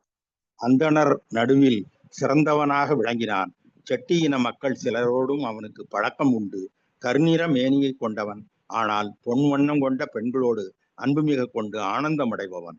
ஒழுக்க நடைமுறைகள் நீங்கிய வழக்காறு உடையவன். உங்களுடைய அர்த்தமில்லாத போலி சாத்திரங்களை பார்த்து எள்ளி நகையாடுபவன். வறியவர்களோடு நட்பு கொள்வான். செல்வ செருக்கு கொண்டவர்களை பார்த்து சிறந்துடுவான். தாழ்வினை கொடுக்கும் துன்பத்திலும் உள்ள தளர்ச்சி அடையாதவர்களுக்கு மிகுந்த செல்வ வளத்தை கொடுப்பான். ஒரு நாளிகைக்கு ஒரு முறை மாறுகின்ற சிந்தனை உடையவன். ஒரு நாள் இருந்தபடி இன்னொரு நாளில் இருக்க மாட்டான். அழிந்து போய் கிடக்கின்ற இடத்தை விரும்பி சென்று அங்கே இருப்பான். பாடல்களையும் கதைகளையும் கேட்பதில் தனது பொழுதை செலவிடுவான். அவன் இன்பத்தை மகிழ்ச்சியானவை என்றும் துன்பத்தை கசப்பானவையும் எப்போதும் நினைப்பதில்லை என்பால் மிகுதியான நேசத்தை கொண்டவன். அறிவித்தழிவினால் உயிர்கள் அனைத்தும் உயர்வடையுமாறு பல வன்மையான செயல்களை செய்திடுவான். எமது தந்தைக்கு விதி என்னும் ஒரு அமைச்சன் உள்ளான். உயிரினங்கள் முப்பிறவியில் புரிந்த வினைப்பயனை தவறாது அனுபவிக்குமாறு வினைப்பயன்களை தூண்டிவிடுவான். எமது தந்தையே வேதங்களை உருவாக்கி தொகுத்து வைத்தான். அந்த வேதங்கள் மனிதர்கள் பேசும் எந்த மொழியிலும் இல்லை. இந்த பூமியில் உள்ளவர்கள் வேதங்கள் என்று கூறும் வெற்று கதை கூட்டத்துக்குள் உண்மையான வேதம் என்பது இல்லை. வேதங்கள் என்று நாம் இன்று கூறுவனவற்றுள் எம் தந்தையாக்கிய வேத கருத்துக்கள் சில சேர்ந்திருக்கலாம். இந்த உலகத்தில் உள்ள மனிதர்கள் சொல்லும் சொற்கள் எல்லாம் வேதங்களை தவிர வேறு இல்லை. மக்கள் செய்யும் தொழில்களின் அடிப்படையில் 4 வகையான இனத்தை எமது தந்தை உருவாக்கினான். ஆனால் இந்த முட்டாள் மனிதர்கள் அவற்றை சீரழித்து விட்டனர். ஒழுக்கம், புத்திசாலித்தனம், அறநெறி இவற்றில் உயர்ந்தவர்கள் உயர்ந்த குலத்தோர் ஆவர். மேலானவர்கள் கீழானவர்கள் என்பது வெளிக்கோலத்திலும் பிறப்பின் அடிப்படையிலும் விதிக்கப்படுவது ஆகும் என்று கூறும் இந்த பொய்மை நூல்களை எல்லாம் நெருப்பிலிட்டு எரித்து விட்டால் அனைவருக்கும் நல்லது நடக்கும் என்று கூறுவான்.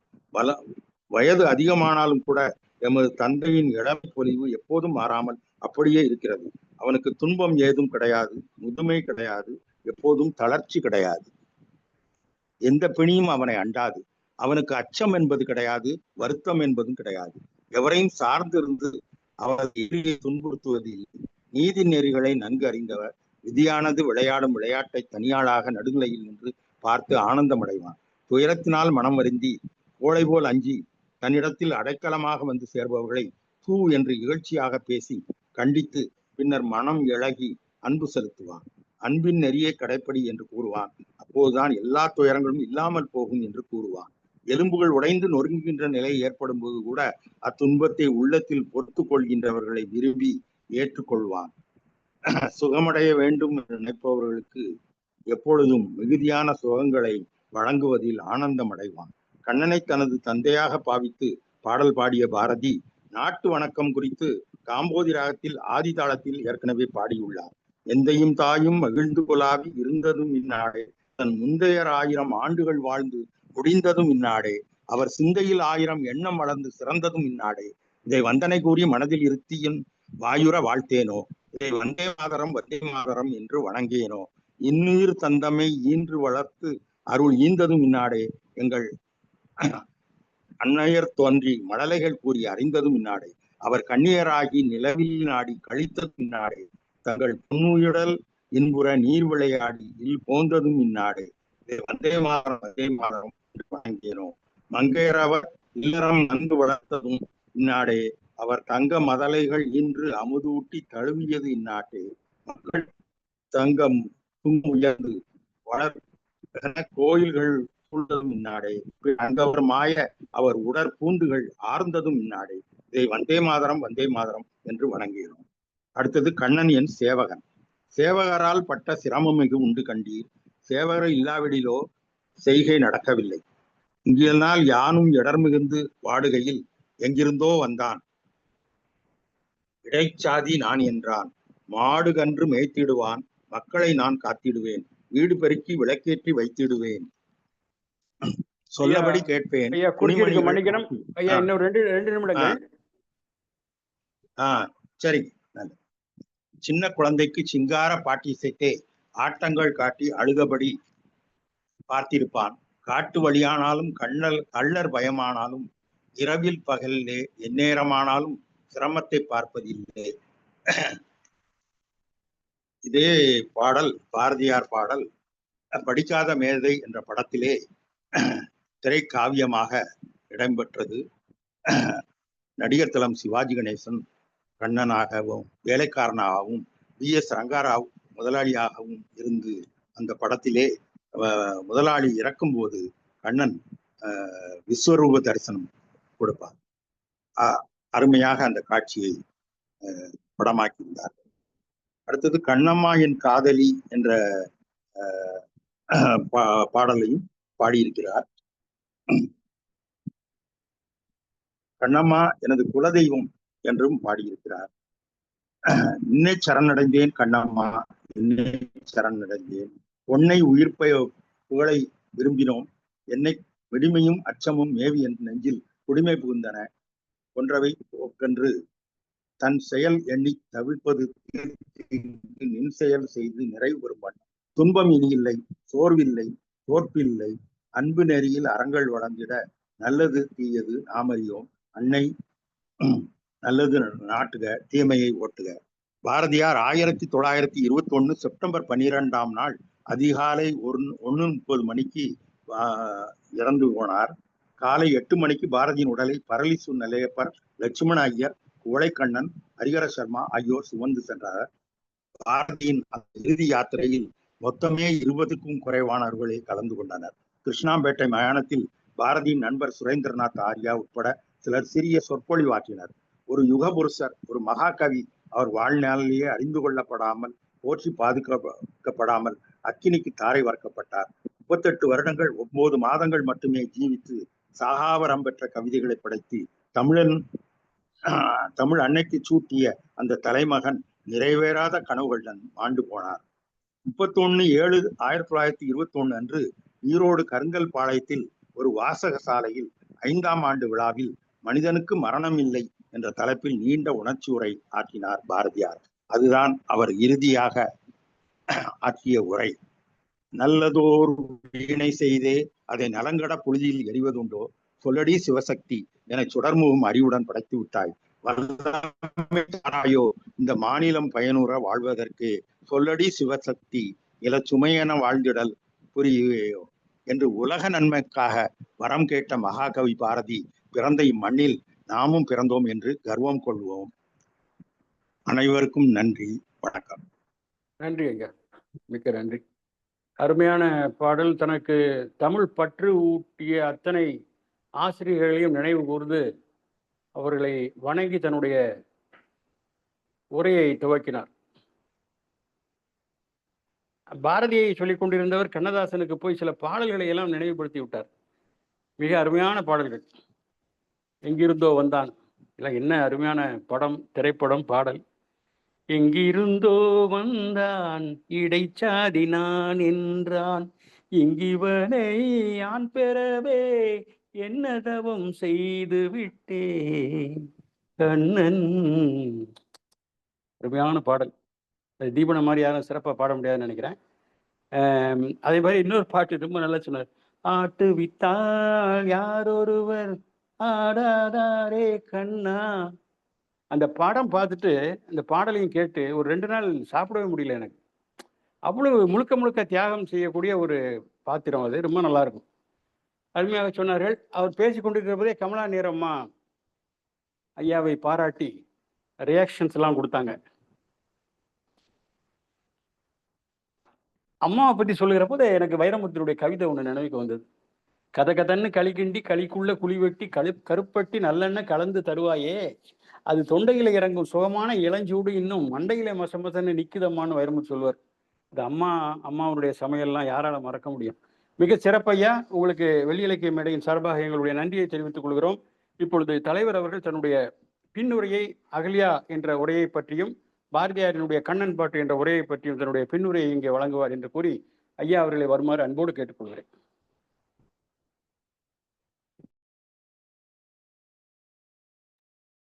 மகிழ்ச்சி. 2 சொற்பொழிவாளர்களும் அவரவர்கள் ஏற்றுக்கொண்ட தலைப்புக்கேற்ப மிக சிறப்பாக இங்கே உரையாற்றியிருக்கிறார். நம்முடைய பொன்வேலுமையில் அவர்கள் சாதுசு யோகியாருடைய அகலிகையினுடைய 6 பகுதிகளையும் ஒவ்வொரு பகுதியிலே இருக்கக்கூடிய மிக முக்கியமான வரிகளை எடுத்து நமக்கு சொல்லிவிட்டார். அகலிகையினுடைய அழகை யோகியார் எப்படி வர்ணித்தார் என்பதையும் குறிப்பிட்டார். ஒரு சிரிப்பை அவர் சொன்னார். பொன்வேலுமையில் சொன்ன வாசகம்தான். புகை நீக்கி செந்தழலின் புரி நீக்கி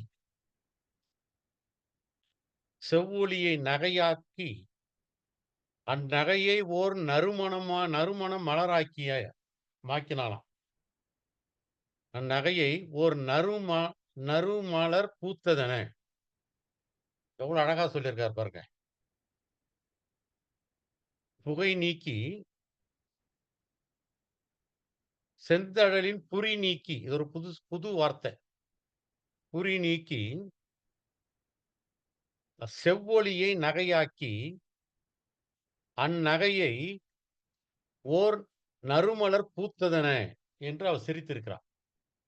இப்படி ஒரு சிரிப்புக்கு ஒரு அழகான வரிகளை கொடுத்த பெருமை சாதுசி யோகியாருக்கு உண்டு. இந்திரனை ரொம்ப கடுமையா பேசியிருக்கான். அதெல்லாம் அழகா சொன்னார்.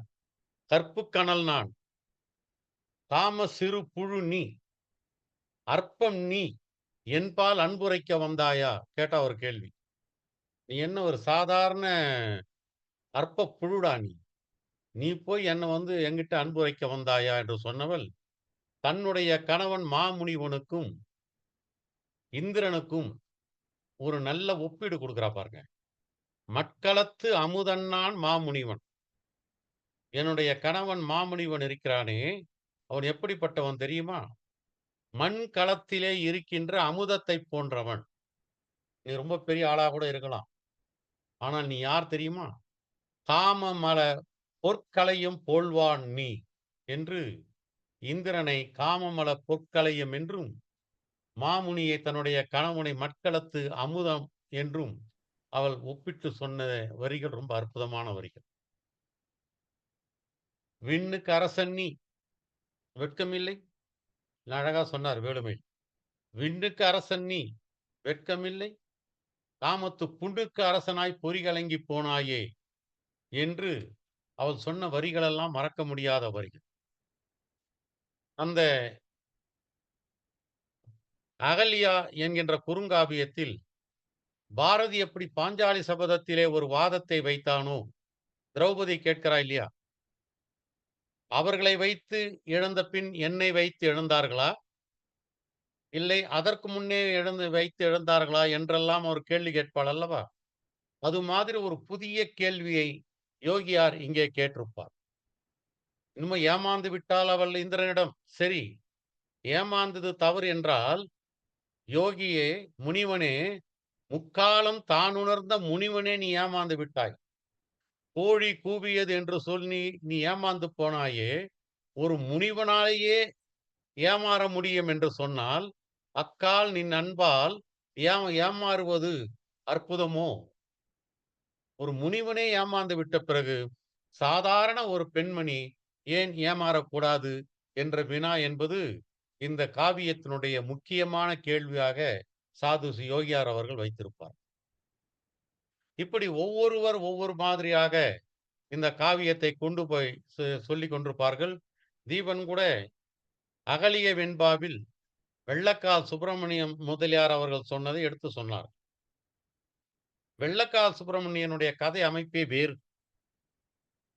அகலியை மயங்கி விழுந்து விடுகிறாள். இந்திரனுடைய விண்ணப்பத்தை ஏற்க முடியாமல் அவளை ரொம்ப மோசமாக சொல்லிவிட்டு மயங்கி விழுந்து விடுவாள். அப்பொழுது முனிவன், அவள் கெடுக்கப்பட்ட பிறகு முனிவன் அவளை கல்லாக்குவதற்கு ஒரு காரணம் சொல்லுவான். நின்னை அறியாமல் நேர் மாசு நீங்க, உனக்கு தெரியாமலேயே இந்த மாசு நேர்ந்து விட்டது. நீ மயங்கி விழுந்து விட்டாய். உனக்கு அறியாமலேயே அந்த மாசு நேர்ந்து விட்டது. நின்னை அறியாமல் நேர் மாசு நீங்க, அவை உண்ணி உனி துன்புறுதல் தீர. அதை நினைத்து நினைத்து நீ துன்பப்படுவாயே, அந்த துன்பம் தீர்வதற்காக துண்ணி உள நெருங்கி இருக்கின்ற பொல்லாத வன்பழி போய் ஒழிய, உன்மேல ஒரு பழி வரும் அல்லவா, அந்த பழி போய் ஒழிவதற்காக நின்மேனி கல்லாக என்றான் கனிந்து. ரொம்ப மனசு அந்த கனிந்து சொல்றான். அகலிகை மனம் வருத்தப்படக்கூடாது, அவளுக்கு தெரியாமலேயே அந்த மாசு நேர்ந்து விட்டது, அதை அதை எண்ணி எண்ணி அவள் வருத்தப்படக்கூடாது என்பதற்காகவும், அவள் மீது இருக்கக்கூடிய அந்த பழி தீர வேண்டும் என்பதற்காகவும் அவளை கல்லாக நான் சமைத்து விட்டேன் என்று வெள்ளக்கால் சுப்பிரமணியம் பிள்ளை அவர்கள் அதை வேறு கோணத்திலே பார்த்திருப்பார். இப்படி நிறைய புலவர்கள் வேறு வேறு கோணத்திலே பார்த்திருக்கதையெல்லாம் நாம் இங்கே வேலுமயில் அவர்களும் நண்பர் தீபன் அவர்களும் இங்கே குறிப்பிட்டிருக்கின்றார்கள். அவர் பல இடங்களிலே எல்லாம் படித்து காட்டினோம் என்று சொன்னால் ரொம்ப அழகா இருக்கும். அதை படிச்சே ஆகணும். கவிதை எழுதக்கூடிய ஆர்வமுள்ள அத்தனை பேரும் யோகியாருடைய அகல்யாவை படித்தது ரொம்ப சிறப்பு. அதுல ஒரு கேள்வி சொல்லுவார். அறியாத பருவத்தை ஆசை கொண்ட பேதமைக்காய். நான் அறியாத பருவத்துல கொண்ட ஆசை. இந்திரனை காதலித்தேன் என்பது உண்மை. ஆனால் அறியாத பருவத்தை ஆசை கொண்ட பேதமைக்காய் அறிவறிந்த பின்னும் அறங்கொள்ள வேண்டுமோ? இல்லையா?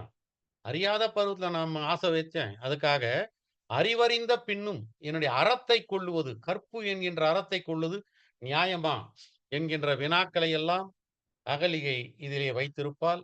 இப்படி ஒரு சிறந்த காவியத்தை மிக சிறந்த முறையிலே வேலுமயில் அவர்கள் இங்கே சிறப்பாக எடுத்து பேசியிருக்கின்றார்கள். அடுத்து பாரதியினுடைய கண்ணன் பாட்டை பற்றி நம்முடைய ராஜா ராமலிங்கம் அவர்கள் பல்வேறு கருத்துக்களை இங்கே எடுத்து சொன்னார். தந்தை என்று சொல்லுகின்ற பொழுது அந்த 2 வரி என்னுடைய மனசை ரொம்பவும் தொட்டது. பாரதி கண்ணன் எப்படிப்பட்டவன்? ஏழைக்கு தோழனாய், செல்வம் ஏறியோர் தம்மை கண்டு சீறுபவனாய், தாழும் துன்பத்தில் மனம் தளர்ச்சி கொள்ளாதவருக்கு செல்வம் அளிப்பவனாய் என்று தந்தையை பற்றி அவர் சொன்ன வரிகள் ரொம்ப அற்புதமான வரிகள். வேறொரு இடத்திலே கூட அவர் எடுத்து சொல்லியிருக்கின்றார்.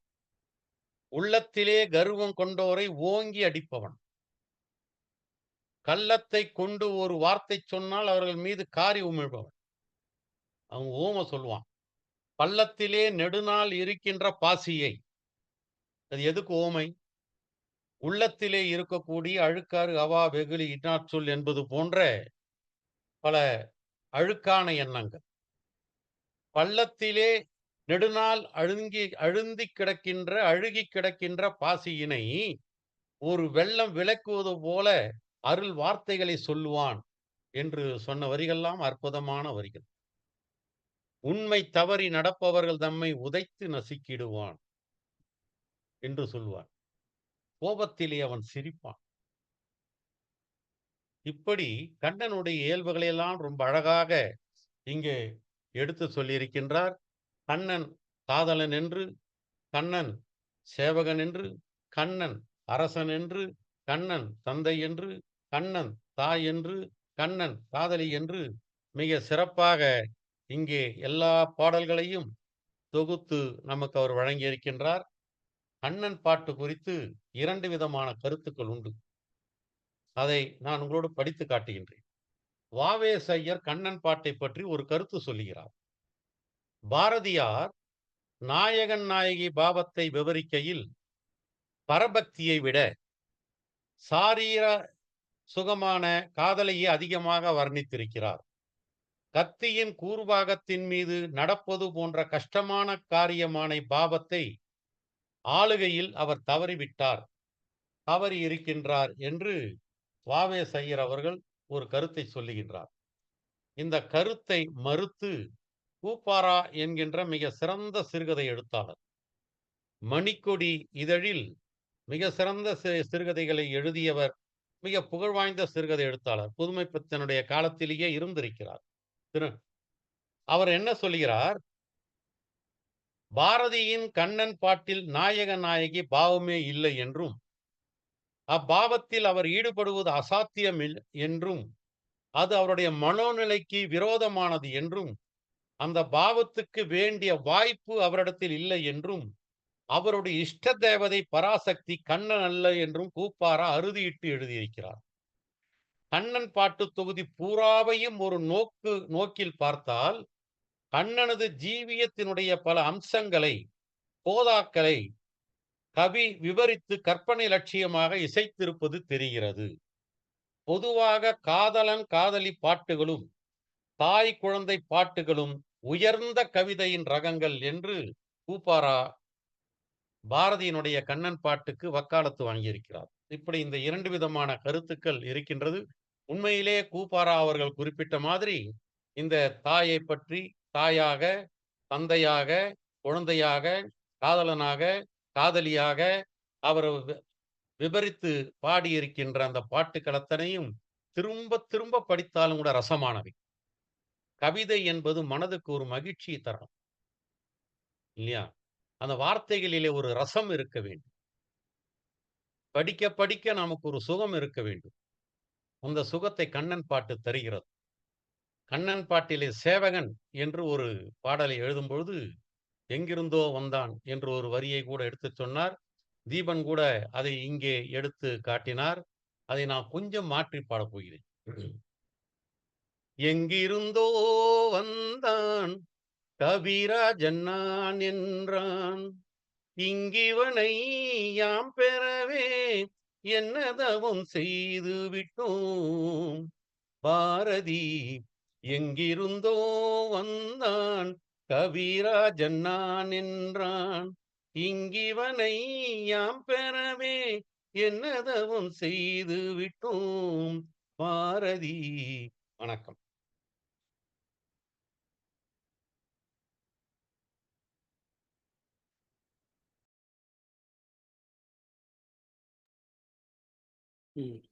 வணக்கம்.